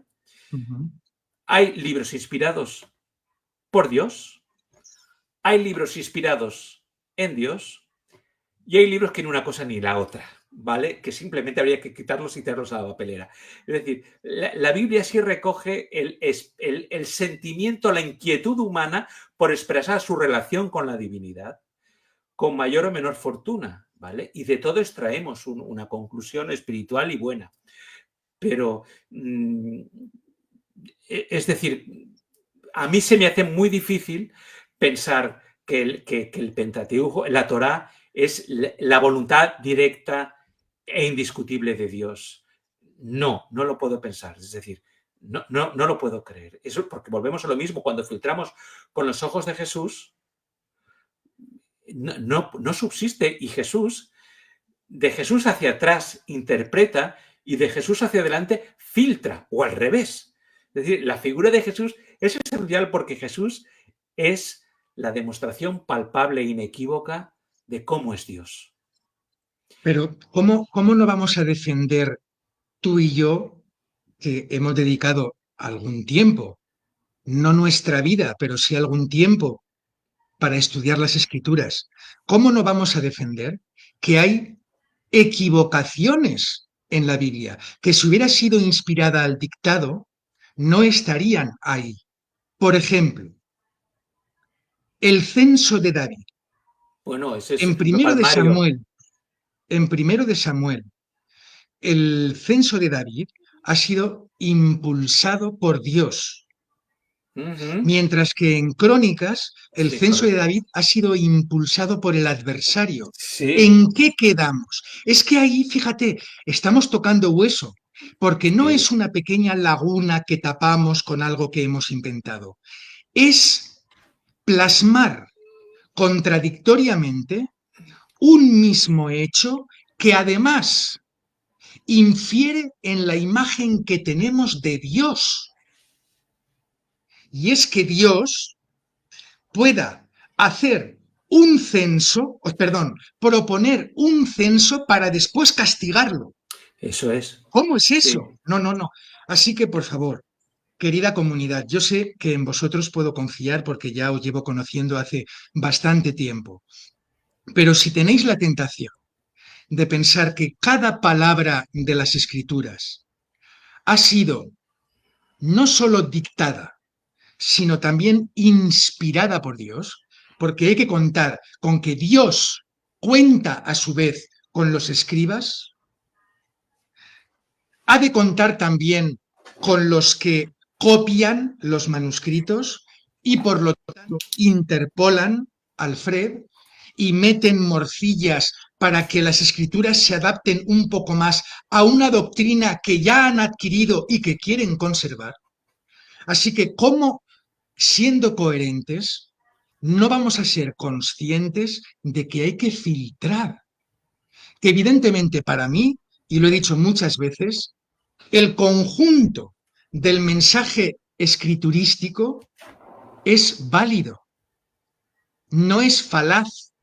Lo importante, por inspiración de Dios, ha quedado ahí, Ujú. pero se nos han filtrado guarrerías, adherencias, postillas, que lo único que hacen es entorpecer nuestra relación con Dios, porque empezamos a hacernos preguntas. Sin embargo, si somos un poco más, iba a decir laxos, pero no creo que sea el término, no me viene ahora, pero que no tan rigoristas con la letra de la Biblia, podremos tener, a mi entender, una relación mucho más fluida con Dios, porque podremos pasar por alto contradicciones, adherencias, interpolaciones, sin dejar de creer en que la columna vertebral de las escrituras es cierta y es así.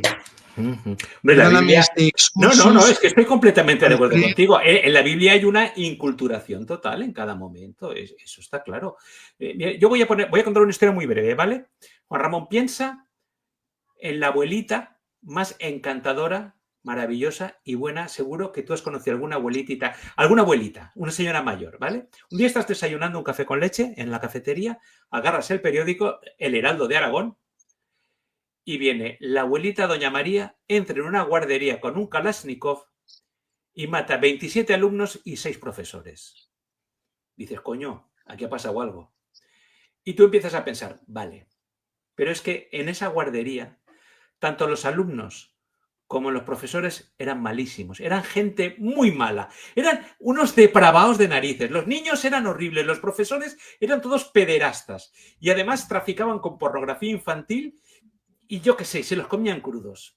Primera opción. Segunda, bueno, los niños eran buenos, eran inocentes, pero cuando crecieran sí iban a hacer malos. Entonces matarían y acabarían traficando con hachís y con drogas duras y harían de todo. Vale. Sodoma y Gomorra, las guerras israelitas. Y la abuelita ha hecho muy bien, un poco expeditiva, pero ha hecho muy bien. O puedes decir, yo conozco a Doña María, esto no lo haría María nunca. Yo conozco que María es buena, es amorosa, es generosa, es maravillosa. Esto es mentira. Esta noticia es mentira, porque Doña María jamás mataría a nadie. Eso es la historia muchas historias de la Biblia son así. Es decir, doña María no mata a nadie, aunque los niños fueran muy malos. Entonces, cuando afrontamos las guerras de conquista de Israel, matar a los amalecitas, no dejar ni a uno, porque si son niños, bueno, pero cuando crecían ya serían malos. ¿Esa es la orden de Dios? ¿Eso viene de doña María, de la abuelita angelical? No, eso es mentira. Es una manera, quizá estructuralista o no, de contar una guerra. ¿Qué mejor manera de justificar una expansión? La expansión de un pueblo diciendo, me lo han dicho los dioses, yo tengo que hacerlo, ¿qué es lo que hacía Roma? Enviaba a los sacerdotes especiales al pueblo vecino a declarar la guerra. Si les hacían caso, se volvían. Dice, no nos han hecho caso, no aceptan nuestra propuesta. Pues vamos a invadirlos. Ya tengo excusa. ¿Qué mejor excusa para arrasar una comarca que decir que me lo ha enviado Dios, que me lo ha dicho la divinidad? No hay ninguna mejor. Pero fíjate, en este asunto de las guerras de Israel hay un mitema, un huevo de Pascua al que no miramos habitualmente. A ver. Yo no voy a decir que sea verdad o no, simplemente reacciono. Lo primero que dice Dios a su pueblo ante Canaán, antes de pasar el Jordán, no, perdón, después de pasar el Jordán, es: quedaos quietos, porque yo lanzaré avispas. Vale, sí, No correcto. sabemos lo que querrá decir eso, si realmente su intención es, y lo hace, avispas, langostas o lo que fuera, o estornudos, o O gripes, turistas. no lo sé, no lo sé. Pero fíjate lo que hay escondido dentro de un montón de violencia, de escarnio, de salvajismo, de violación. Hay un huevo que no hemos querido encontrar. Y es que Dios les dice: quedaos quietos, yo me encargo. Y desde luego, el ser humano no es capaz de conquistar una tierra a base de negociar. No es capaz. Tiene que luchar y tiene que hacer daño y tiene que matar y tiene que conquistar. Pero Dios, estoy convencido de que sí puede hacer que un espacio de tierra, aunque no sea extraordinariamente grande, se pueda dejar para un pueblo que sale de una esclavitud durante presuntamente 400 años. Es verdad que solemos quedarnos con lo más morboso. Yo lo he hecho, ¿eh? Y puedo seguir haciéndolo quizá, equivocándome. Y es decir, vamos a ver, esto es una auténtica porquería. Es caca de la vaca. ¿Cómo podemos tragarnos a un Dios que les dice: matadlos a todos, a las mujeres, a los niños, a los ancianos, a los animales? Ya, pero ¿no te das cuenta de que la primera orden fue: quedaos quietos? ¿Es que no te da la impresión de que todo lo que lees después es mano humana, no mano divina? Eh, eh, Juan Ramón, voy a ir un poquito más allá. Yo no creo en el concepto de conquista de Canaán, ¿vale? Yo creo que Israel es una confederación de tribus cananeas que van a evolucionar hasta parece que una monarquía davídica o posterior a David. Es decir, no creo en el concepto de los hijos de Jacob saliendo de Egipto, ¿vale? No hay ningún, o el respaldo epigráfico y arqueológico es mínimo, hay muchas teorías que barajan los eruditos y ninguna coincide con la Biblia. Pero bueno, vamos a poner que lo de la Biblia sea verdad. ¿Y si la misión, y esto suena muy moñas, ¿vale? Lo que voy a decir. ¿Y si la misión de los israelitas no era matar, sino convertir por un servicio de amor a sus nuevos vecinos? ¿No es eso lo que dice Jesús? Amad a vuestros enemigos. No me digas que el Dios del Antiguo Testamento es radicalmente diferente a Jesús. Jesús es siempre el mismo.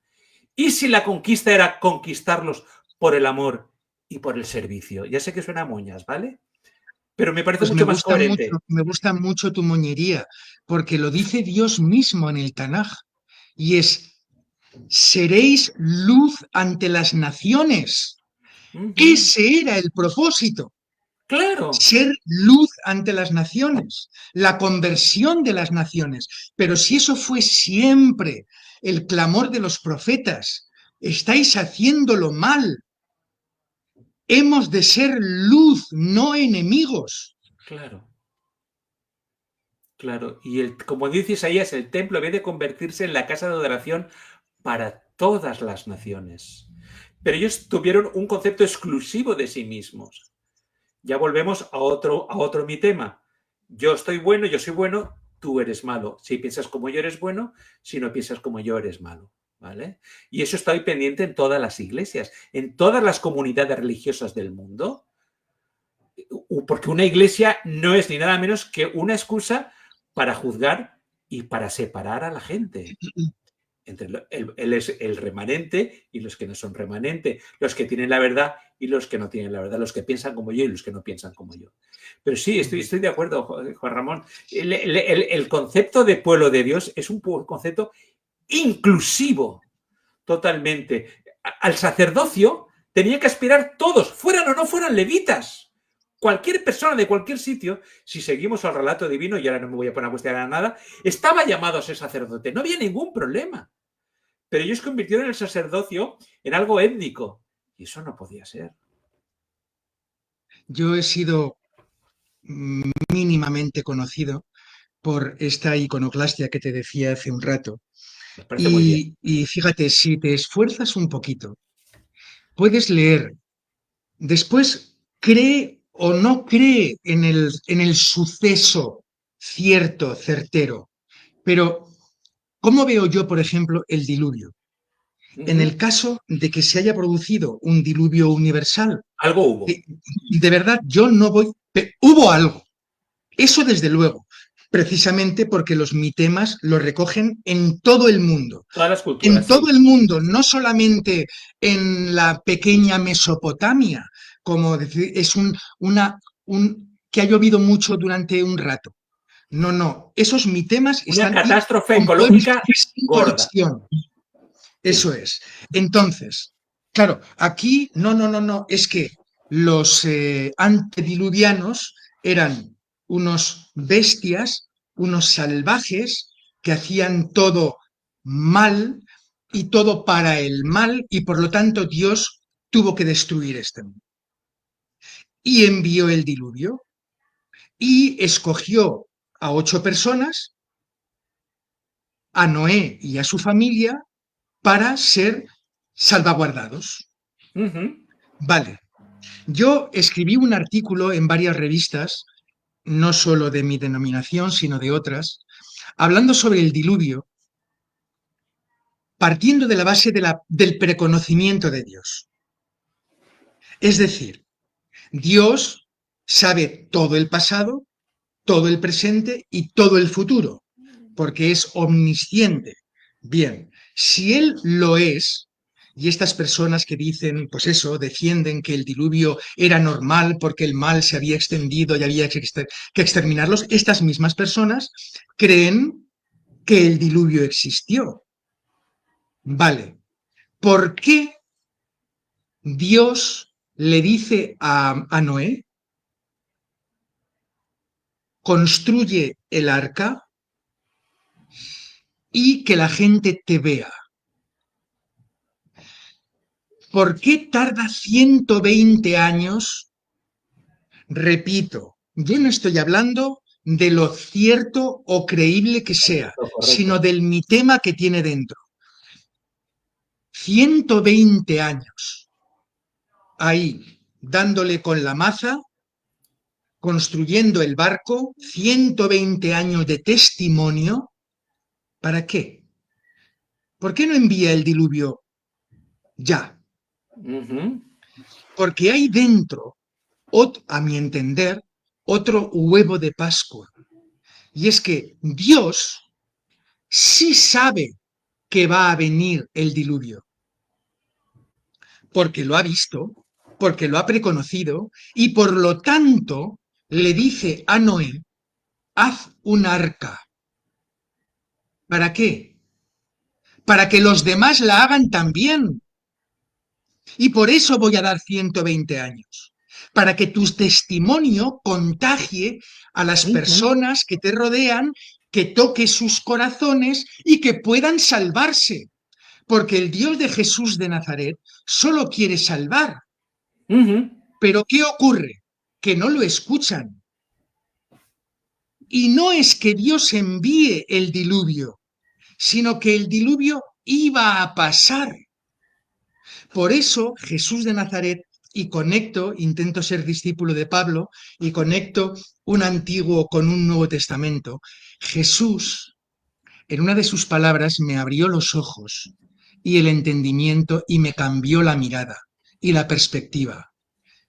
Jesús dice, cuando habla del fin del mundo, habla y vino fuego del cielo, como a Sodoma y Gomorra. Y vino fuego del cielo. Jesús podría haber dicho, y mandó Dios fuego del cielo. Y no, Es cierto, es dice cierto. un ambiguo, y vino, y llovió, y se produjo el diluvio. Y murieron todos menos 8. Y llovió. Jesús jamás presupuso que eso había venido de Dios, Completamente de sino que acuerdo. había pasado como con los galileos que Pilato asesina en el atrio del templo. ¿Es que eran peores? No, no. O la torre que se derrumba y mata a otros galileos. ¿Eran peores que vosotros? No, simplemente cayó la torre. Si pusiéramos un poco más, nos aplicásemos, creo yo, un poco más en encontrar correspondencias y explicaciones de la Biblia que tengan que ver con el Dios de Jesús de Nazaret, nos evitaríamos un montón de dolores de cabeza, Alfred. Totalmente de acuerdo. Totalmente de acuerdo. Jesús, la persona de Jesús es el elemento interpretativo esencial de toda la historia de la humanidad y la historia de la Biblia. Estoy Es el completamente. hermeneuta de Dios. Yo no estoy a favor de un Dios genocida, un Dios que no usa, ni sirve, ni aprovecha, ni tiene que ver nada con la muerte, con el mal, con el dolor, con la destrucción, ni siquiera cuando es pedagógico, que ya sé que el dolor puede ser pedagógico, puede aprovechar para educar, pero no lo envía Dios. Dios y el mal y el dolor y la muerte son como la noche y el día, no tienen nada que ver. Por eso yo siempre digo, si Dios es así, si puedo lo mato. ¿Sabes? Matar a Dios, matar a Dios, sí. Sí, ¿por qué? Porque sería, claro, no podría, yo no podría, lamentablemente, un simple humano, pero desearía matar a ese Dios. Y por eso, todo lo que hago hablando sobre espiritualidad tiene que ver con esto exactamente, con matar a ese Dios que nos han infiltrado en vena y no somos capaces de quitarnos de encima como si fuera una sombra funesta. Y hemos de conseguirlo. Y solo por eso lo hago. Yo dedico mucho tiempo a estas cosas, pero lo hago feliz porque creo que intento transmitir una mirada algo distinto a un grupo de personas. No digo que todas piensen que Dios es un salvaje y que además hace bien en hacerlo. Por supuesto que no. Y que habrá muchísimas personas que piensan como nosotros. Pero si yo me dedico a esto, es por eso. Porque creo que lo que produce más podredumbre en la espiritualidad del creyente es esto, incrustar imágenes de Dios en nuestro cerebro que no hacen más que hacernos daño. Correcto, correcto, sí, Juan Ramón, Oye, completamente Alfred, de acuerdo. ¿puedo hacerte alguna pregunta? Llevamos 1 hora y 24 minutos. Es Podemos mucho estar tiempo, una hora la más. gente a mí me va a odiar, a ti no sé, pero a mí No, seguro. no, a mí ha aprendido a odiarme casi desde el principio. Y ahora últimamente hacemos vídeos en directo de 2 horas y cuarto, 2 horas y media.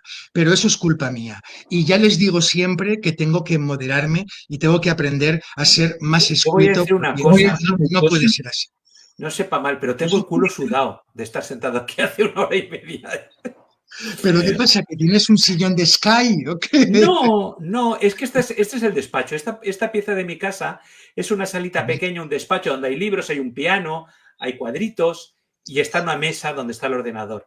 Y tenemos una silla que sí, que tiene la culera es de plástico. Es una silla de estas modernitas, Sí, pero sí. es mona, pero incómoda. Entonces, Bueno, oye, pues escucha, ¿quieres que lo dejemos ya? no, no, Y, adelante. y trasladamos a otro vídeo en directo un tema parecido y puedo hacerte como tú veas. Un día tenemos que hablar de la Biblia como metarrelato.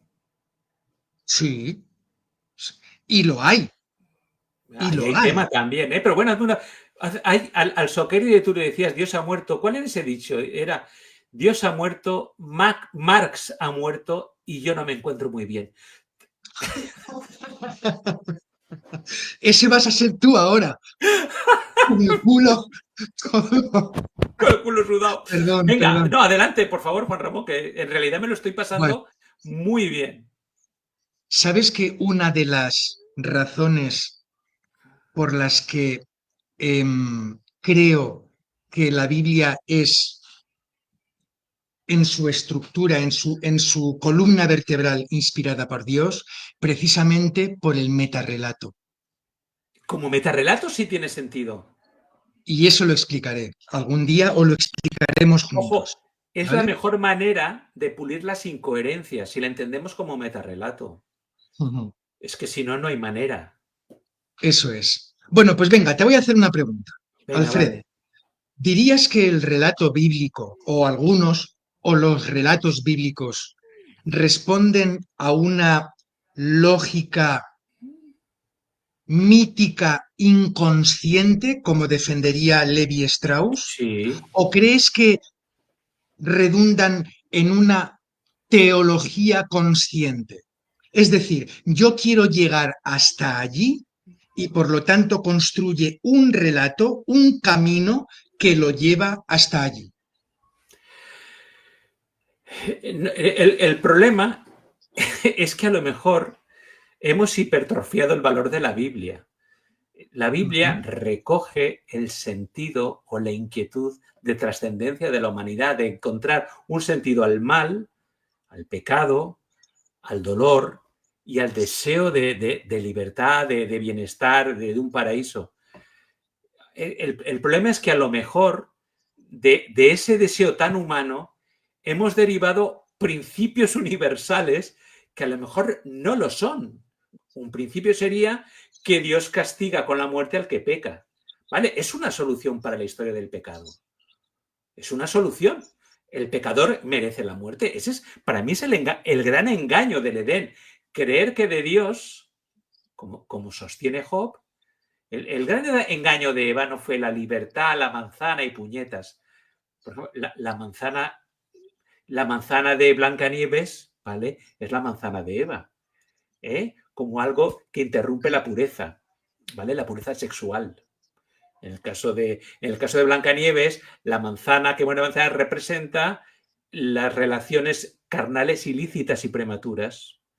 De alguna manera, también en Eva hay un conocimiento ilícito de lo que no tenía que tocar. Esto es otro mi tema, ¿vale? El problema es que hemos resuelto, de la historia que hemos creado, hemos derivado principios teológicos que son falsos. El principal es Dios, al que se porta mal, lo mata.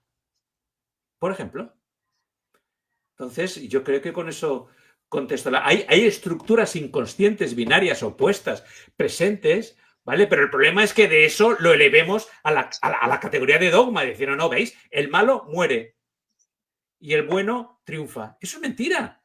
Eso es mentira. Eso no está en el esquema de Dios. Eso es un esquema Mira, muy Caín, humano. Ese es un esquema muy humano, muy binario, muy estructuralista, pero para Dios no vale. Y hemos convertido ese mi tema tan absurdo en teología pura. Premio para el bueno, castigo para el malo. Dios no funciona así. Lo siento. 'te decía, mira, Caín, Sí. Si Dios quería cortar de raíz todo este engranaje que, que lleva a la violencia, aparta a Caín y se acabó el asunto, pero no, y le pone una señal, según el Génesis, Ujú, para que nadie lo toque. ujú. No sé qué sería eso, no tengo ni idea, pero pareciera que esa es la forma de ser del Dios original, del Dios que está empezando su historia con los seres humanos. Y es que quien la hace no tiene por qué pagarla. Quiero redimirte, quiero devolverte al buen camino. ¿Y qué hace? Pues Caín se marcha y ya está, y vive su vida. No Pues hay luego una maza divina que le pega en la cabeza y lo hunde. hay un texto en Éxodo, otro huevo de Pascua, como tú dices, cuando habla Dios en Éxodo 6, le dice, y yo soy el Dios de Abraham y de Jacob, el Dios todopoderoso, ¿vale? El Shaddai, el Shaddai, que es la letra, ¿eh? Es como bendicen los rabinos en la sinagoga, así. Es esta letra que es como una V, ¿vale? Que hacen los rabinos así. Eso también lo hacía Leonard Cohen en sus conciertos, él era dirigente judío y bendecía a su auditorio así, ¿vale? Con esto. El Shaddai es el Dios destructor, el que arrasa las cosechas, el que quema, el que pasa y no deja nada, como el caballo de Atila. ¿Y qué le dice Dios a Moisés? Pero ese no es mi nombre. Mi nombre es Yahvé, el Dios de la vida. No soy el Shaddai, no soy el Todopoderoso, soy el Dios que da la vida. Eso a El mí me pone los seré, pelos de punta. el seré, no el yo soy. Eso es. Porque yo soy, podemos decirlo cualquiera, Sí, pero lo que dice realmente a Moisés ahí en la zarza ardiendo es yo seré. eso es. Es decir, yo viviré y por lo tanto transmitiré vida. Para qué hay un pueblo aquí que me adora y que me ama y que me quiere? Transmitir vida. Yo seré. Transmito vida porque la tengo en mí mismo. Soy el motor inmóvil de Aristóteles, es decir, el que es en sí mismo. Eso es muy bonito. Dios es el único que tiene el ser en sí mismo, que no depende de otra cosa para ser. El gran yo soy, el Yahvé, el que tiene vida en sí mismo, es el único que puede dar vida. Eso es muy bonito. Muy ontológico, Oye, nunca mejor dicho. también es Sí. verdad.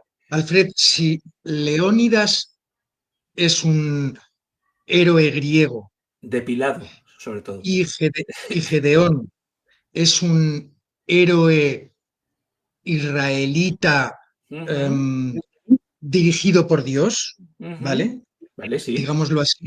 ¿Cómo Aceptamos. se compara la dimensión moral o religiosa o espiritual de ambos? ¿Habría, si has, si has sacado alguna conclusión, puesto que hay concomitancia expresa, incluso en el propio número, que habría que preguntarse también qué tendrá el número 300, ¿verdad?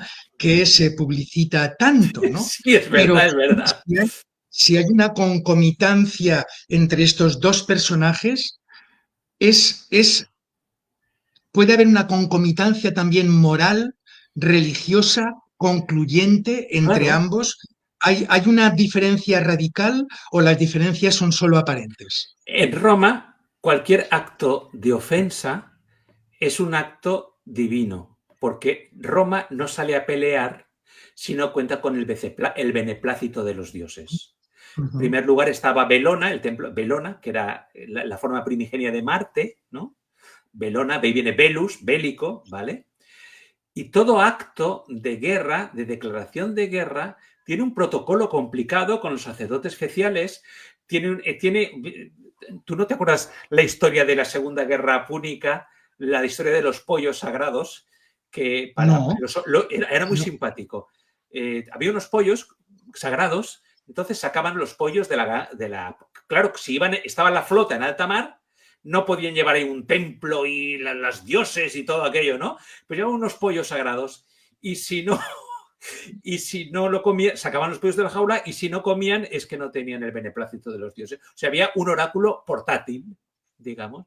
Entonces, no recuerdo ahora el cónsul que iba en el barco y dijo, los pollos no quieren comer, pues a verás, si no quieren comer, que beban. Y los tiró por la cubierta. Pero como los pollos no comieron, pues los romanos no tiraron para adelante. Todo acto de agresión es un acto divino, es un acto inspirado por Bueno, Dios. y Y es lo efectivamente a mismo que través hace de las Querejón. vestales, ¿Perdona?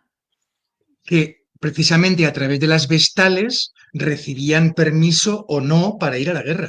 Tenían Claro, que consultar con el dios o con los claro, dioses, claro, claro, Marte en claro. este caso. Claro, claro. Y Ujú. si es que había además un montón de. Estaban los flamines, el flamines, cada dios tenía. Estaba el, digamos, el jefe supremo, que era el sumo sacerdote o el sumo pontífice, ¿vale? El pontifex maximus.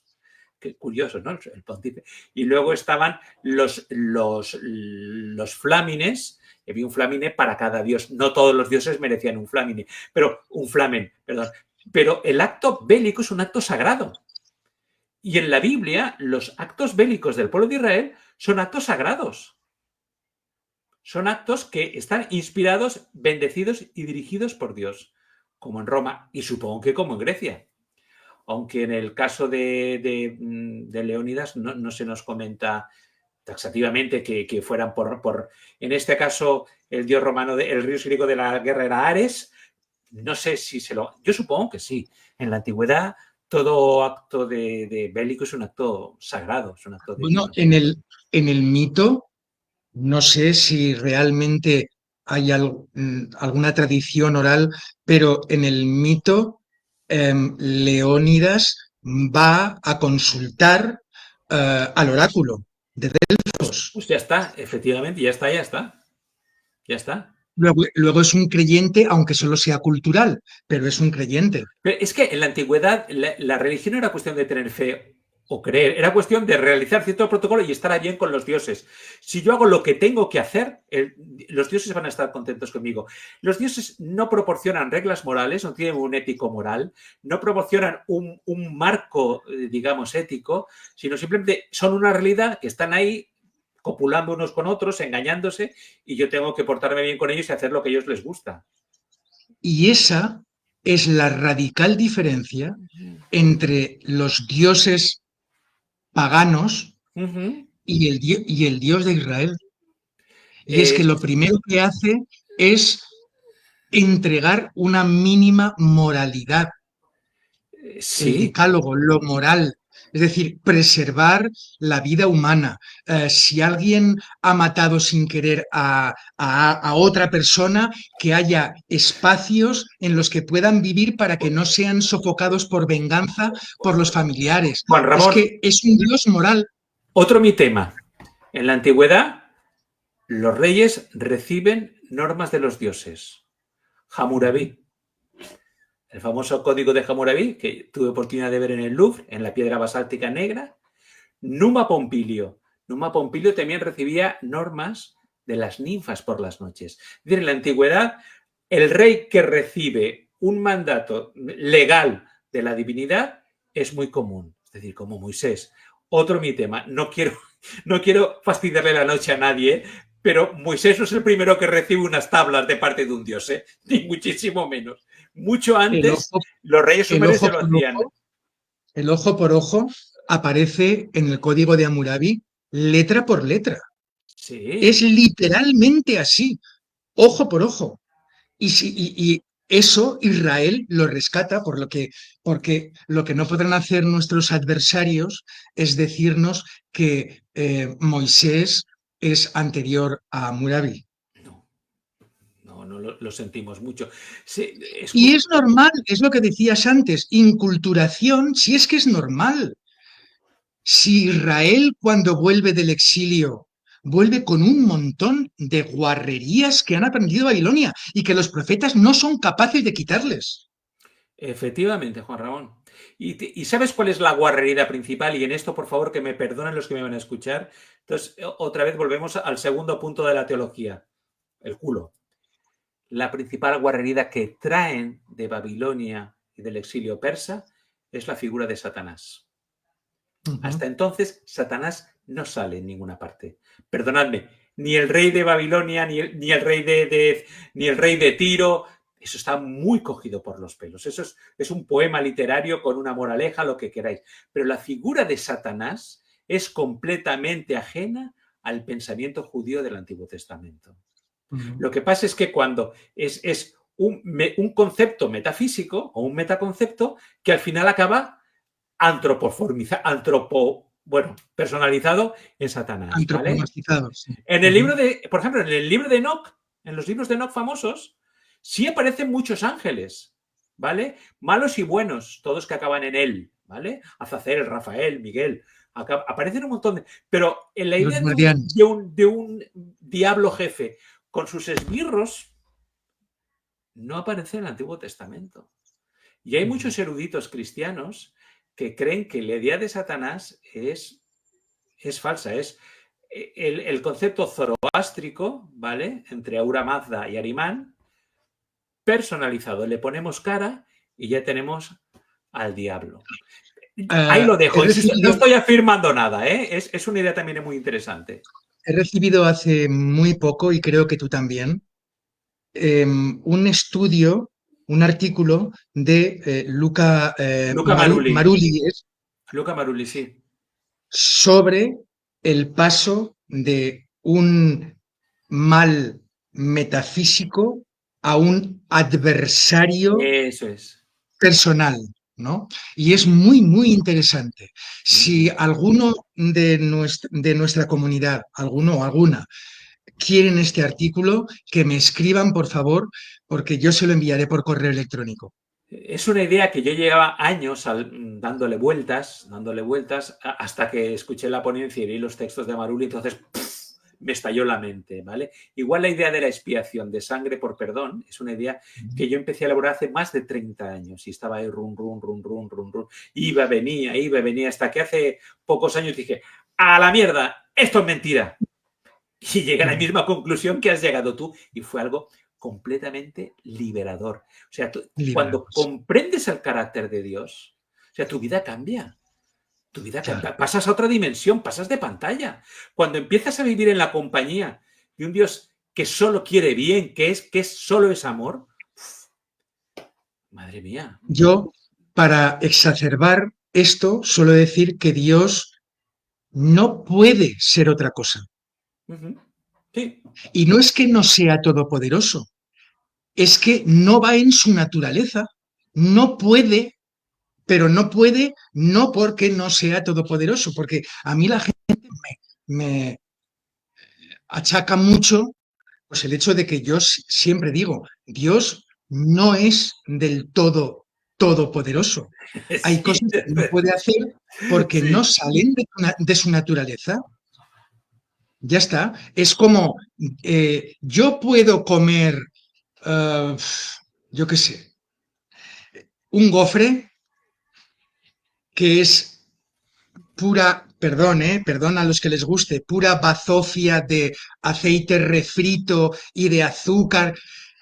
Yo puedo, sí puedo, pero no sale de mi naturaleza. Con eso no pierdo poder. Quizá al contrario, el poder de Dios sea precisamente no poder hacer daño, ¿no? Y mira, en este sentido, yo creo que va a ser la última ya, ¿eh? Y luego leeremos algunos comentarios, creo que son poquitos, que están en el chat de mi Facebook, y pues ya que estoy abusando, pues abusar de Alfred un poquito más, ya que se deja. Como dice el refrán, el que abusa no es traidor. Bueno, mira, pregunta, ¿qué puede aprender hoy el lector bíblico o incluso quien es ateo al estudiar estas concomitancias míticas? ¿Nos ayudan a entender mejor la condición humana? Yo creo que sí, pero insisto, es un instrumento más, no nos cerremos solo al estructuralismo, es un instrumento más. Hay muchos de muchas maneras. La ciencia, la filosofía, la antropología, la lingüística incluso nos proporcionan métodos muy útiles. Usemos y nos quedamos con el que nos guste más o con un batiburrillo de todos. Pues, pero una aproximación etimológica y lingüística a la Biblia es utilísima, por No, no, ejemplo. no. Es imprescindible, Alfred. Ujú. Imprescindible. Mira, dentro de unas semanas quiero tocar con la comunidad un asunto que me parece muy interesante para ver con qué cuidado hay que leer las escrituras. Porque a veces las tratamos como si fuese el Quijote, que lo leemos pero ni nos va ni nos viene. Oye, la mejor forma de tomarse en serio las escrituras es leerlas como lee alguien que se toma en serio un escrito. Y entonces quiero hablar dentro de unas semanas sobre los modismos hebreos, las expresiones Tremendo. lingüísticas. Mira, eso a lo que yo le había dado muy poca importancia hasta ahora, desde hace unos meses me ha obsesionado hasta tal punto que tengo la conferencia prácticamente terminada. Es una locura, pero es que es una locura en todos los idiomas. Las expresiones lingüísticas, los modismos lingüísticos, habitualmente quieren decir lo contrario a lo que sería interpretado de forma literal. Claro. Entonces, oye, no podemos informarnos al respecto de cómo en la Biblia hay una barbaridad de modismos hebreos y que estamos entendiendo cosas que no son porque no conocemos el Eso acervo es, cultural eso hebreo. es, eso es. Claro. Es que aunque, Bueno, aunque pues mal que nos pese, la Biblia ni fue escrita para personas, ni en nuestra lengua, ni para gente que pensaba, ni sentía, ni hablaba contra, como nosotros. Hay que hacer siempre una transposición cultural, lingüística y antropológica brutal. Es cierto. cuando uno dice eh, eh, lo tengo en la punta de la lengua. Sí, A ver, un sí. inglés que lee esto Sí, en una novela, lo tengo en la punta de la lengua, sí. y entonces lo traduce literalmente, está pensando en que tiene algo, alguien tiene algo en la punta, en el extremo de la lengua. ¿Y qué será? ¿Qué será un pelo que le ha crecido? Sí, es ¿Se le ha verdad. pasado la comida de los dientes y la tiene por ahí? No, un castellano parlante sabe que tener algo en la punta de la lengua es tener un concepto que sabe que conoce la palabra, pero no consigue pronunciarla, no le viene el Eso es. sentido. Esos son los modismos y son muy traicioneros y creo que miraríamos más limpiamente las escrituras del Tanaj, del Antiguo Testamento y al Dios del Antiguo Testamento si comprendiésemos poco a poco cada uno de los modismos hebreos. Sí, sí, sí, totalmente, totalmente. Hay que hacer un trabajo vamos, leer la Biblia es interpretar. No podemos leer sin interpretar. Desgraciadamente es así. Eso es. Bueno, pues mira, voy a ir mostrándote saludos de personas. Ah, Lidia muy Pérez chuli. Fernández, que nos saluda, muchos saludos para ti también. Alfredo Catalán Famenía, a esta persona creo que, a esta persona humana, me hace mucha gracia la expresión persona humana, ¿no? Como si Alfredo una persona Catalán. pudiese no ser humana. Alfredo Catalán Femenía, sí, sí lo conoces, porque está en el grupo en el que estamos Ese muchos. es mala persona, De- es un abogado, ¿no? No me pongas ah, cosas pero, de abogado. claro, pero si además has estado con él hace pocos fines Claro, de claro, semana. sí, nos conocemos hace mucho tiempo. Pero Bueno, es pues mala mira, gente porque es abogado como yo. qué piensa DR? Será doctor, pero no sé si eres doctor o No, no sé, no. esto es de, pero es DR, ¿no? Sí, sí, bueno, pues DR, da igual. sí. ¿Qué piensa Quiles sobre hechos como el diluvio, que Jesús valida incorporándose a su mensaje? ¿Existió o fue un relato mítico? Gracias. Bueno, ya has dicho alguna cosa, pero si quieres No, eh, simplemente ampliar, Jesús está inculturizado por su ambiente, en la sociedad que le rodea. Jesús utiliza todo el legado antropológico, cultural de su pueblo. Es lógico. Eso es como si yo hablo ahora de, mirad, tenemos que ser valientes como el mío Cid. El mío Cid es un mito también, es un macarra, un mercenario del siglo XII, que ni chicha ni... Pero estoy yo validando la figura del Cid, ¿no? Estoy incorporando un elemento cultural totalmente absorbido por el pueblo de Jesús. Y Jesús no vino a derribar mitos, vino a pasar de esos mitos a buscar una verdad superior. Pero si llega Jesús y les dice, mira, que esto es mentira, la ley es mentira, el diluvio es mentira, todo esto es mentira, todo esto es una porquería. ¿Qué éxito hubiera tenido Jesús en su predicación? Y hubiera dicho, para mí las mujeres son igual de importantes que los hombres. Jesús no hubiera triunfado, hubiera sido crucificado en el minuto cero. Por eso que Jesús absorba y emplee todo el bagaje cultural de su pueblo es lo más lógico del mundo. Pero en el diluvio algo pasó. Sí, solo hemos hablado ya. Mira, otro ejemplo, Judas. Judas cita textualmente varias veces el libro de Enoc. ¿Vale? El libro de Enoc pensamos que no es inspirado. ¿Está validando Enoc? Enoc dice muchas tonterías. No, simplemente está tomando un libro que en ese momento tiene gran difusión en el pensamiento judío. Y no pasa nada. Y no, el diluvio, Jesús no puede decir que, oye, que Dios no mandó el diluvio.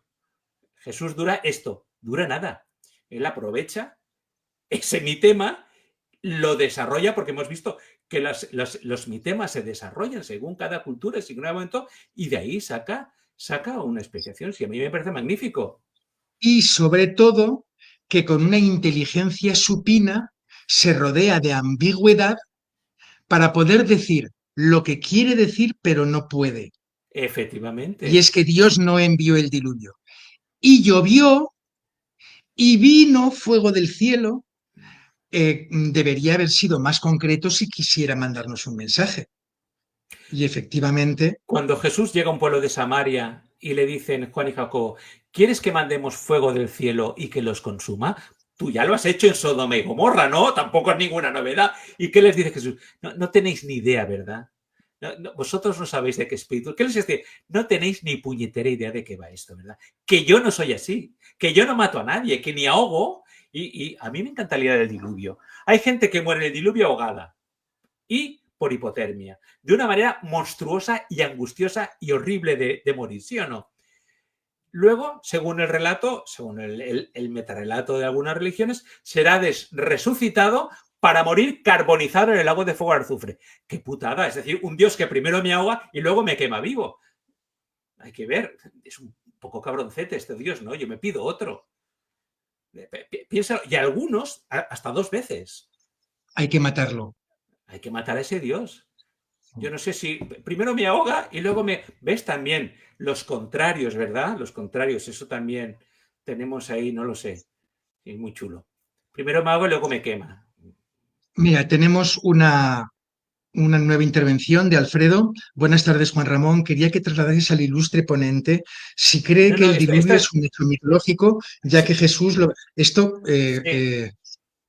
Sí, es la bueno, misma parece que ha pregunta. repetido pero con un poquito más, con un fraseado mayor.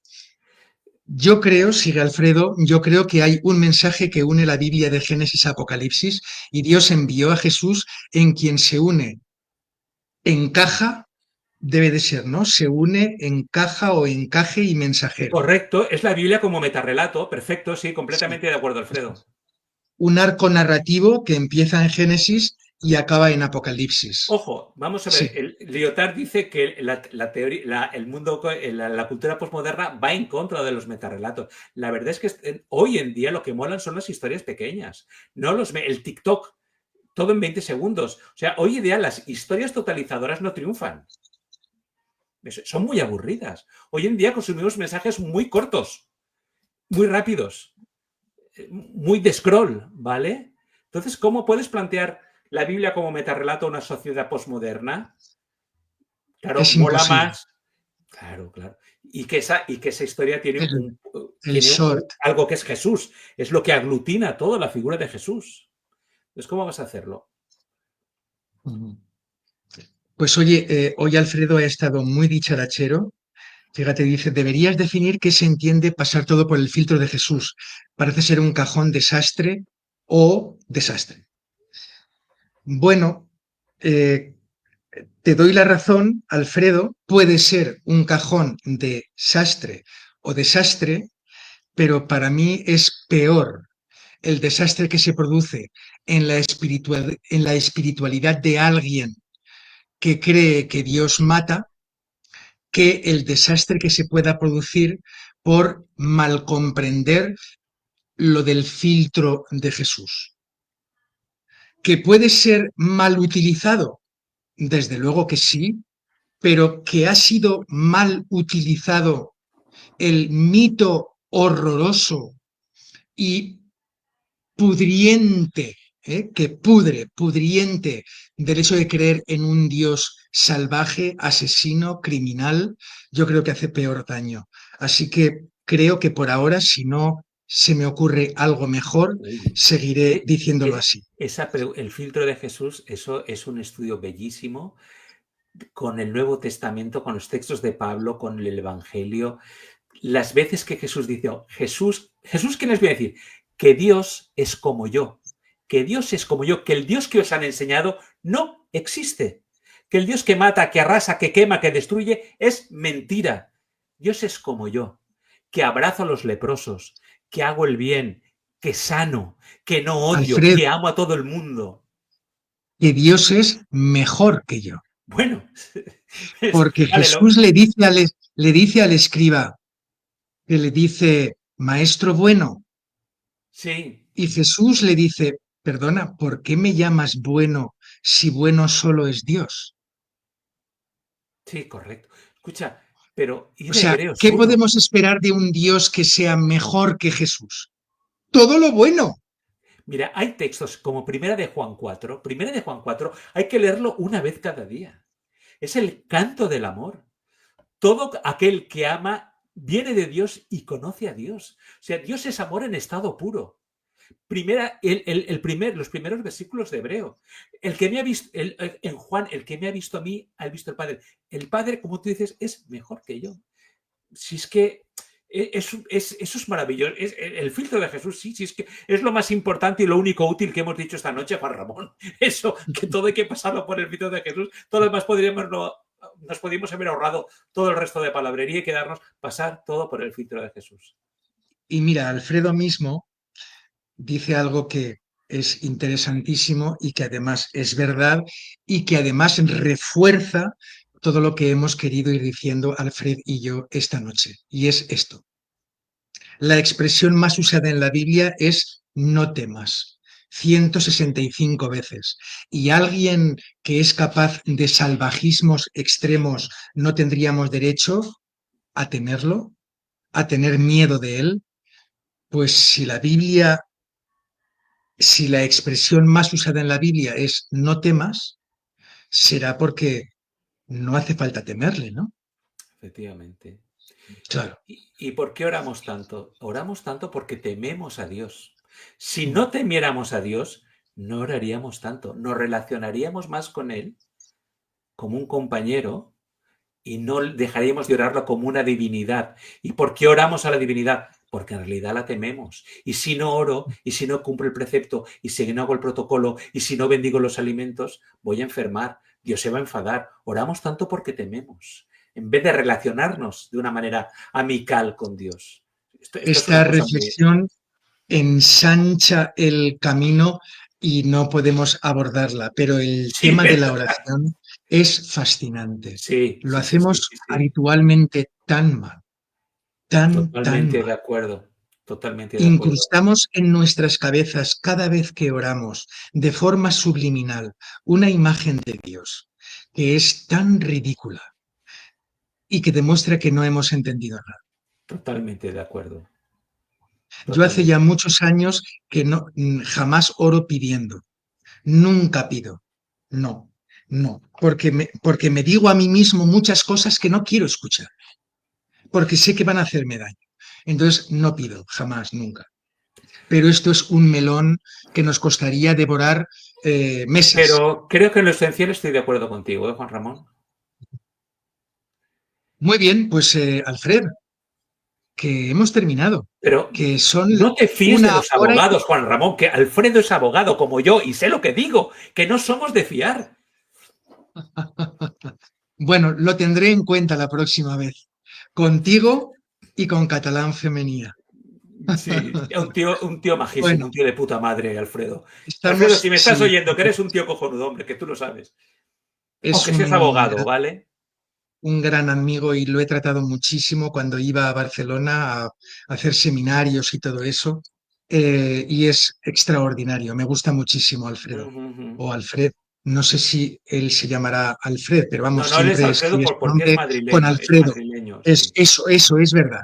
Lo que pasa es que lleva muchísimos años viviendo en Barcelona. Es verdad, es Muy verdad. bien, eso está Bueno, muy bien. pues acabamos de cumplir las 2 horas.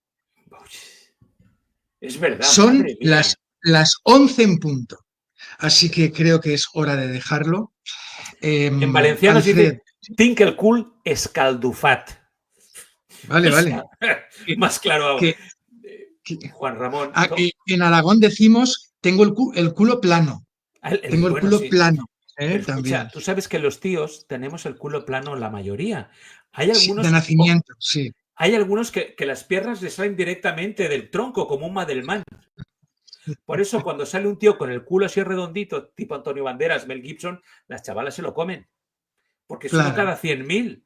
Pero el grueso de los tíos somos culo carpeta. ¿Y esto a qué viene?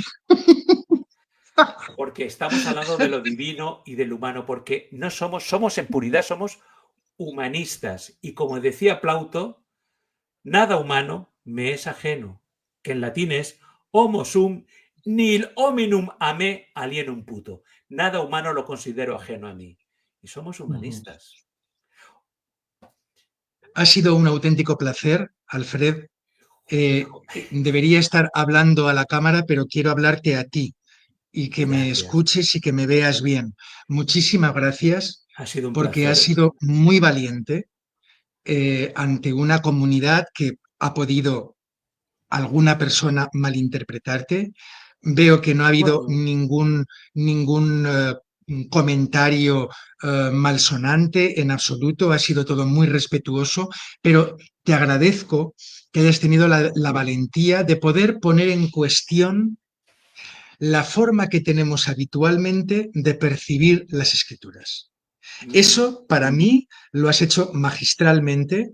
Estoy completamente de acuerdo contigo en que hay que aprender y hay que aprender a desaprender, que eso es mucho más difícil.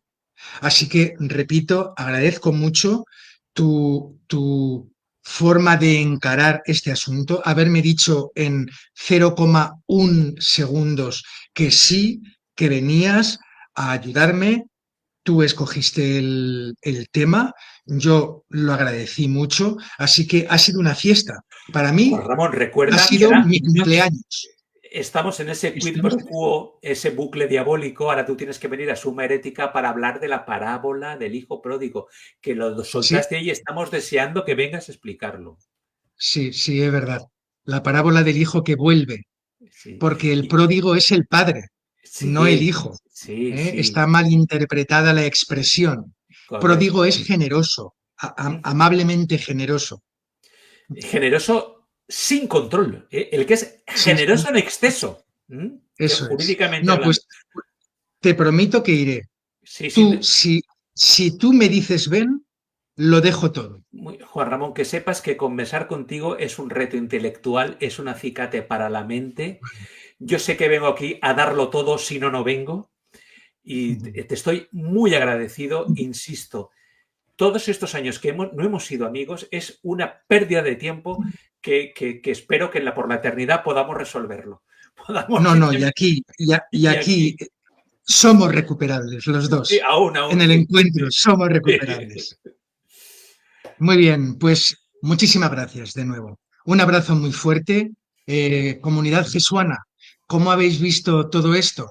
¿Ha sido una maledicencia por nuestra parte? ¿Habéis aprendido algo, como yo he aprendido muchas cosas? ¿Os parece demasiado peligroso tratar asuntos así? Me gustaría saberlo. Y me gustaría también que de vez en cuando me propongáis temas. Porque, a ver, tengo muchísimos en una carpeta, pero no tantos que haya habido una persona de esta comunidad que me haya dicho, oye, me gustaría que tratases esto en común. Así que os lo pido de verdad, de corazón, porque eso además me obligará a mí a tener que estudiar algo que probablemente no sé y que acabe sabiendo. ¿De acuerdo? Así que os agradeceremos muchísimo todos, tanto yo como vuestros prójimos, interpares, diría Alfred, que me enviéis temas que queráis que trate. Un abrazo muy fuerte. Terminamos la transmisión. Nos veremos mañana a las 8 de la tarde en mi entrevista a Antolín Diestre Gil de todos los viernes, a las 5 de la tarde, aquí en mi muro. Y el sábado podréis asistir a una conferencia de el sábado a las, perdón, me he equivocado. Mañana es viernes a las 8 de la tarde y el sábado es en el muro de Antolín a las 5 de la tarde, hora española. ¿De acuerdo? Espero que todos paséis una buena semana. Voy a finalizar la transmisión. Un abrazo muy fuerte. Hasta la próxima. Hasta pronto, Alfred.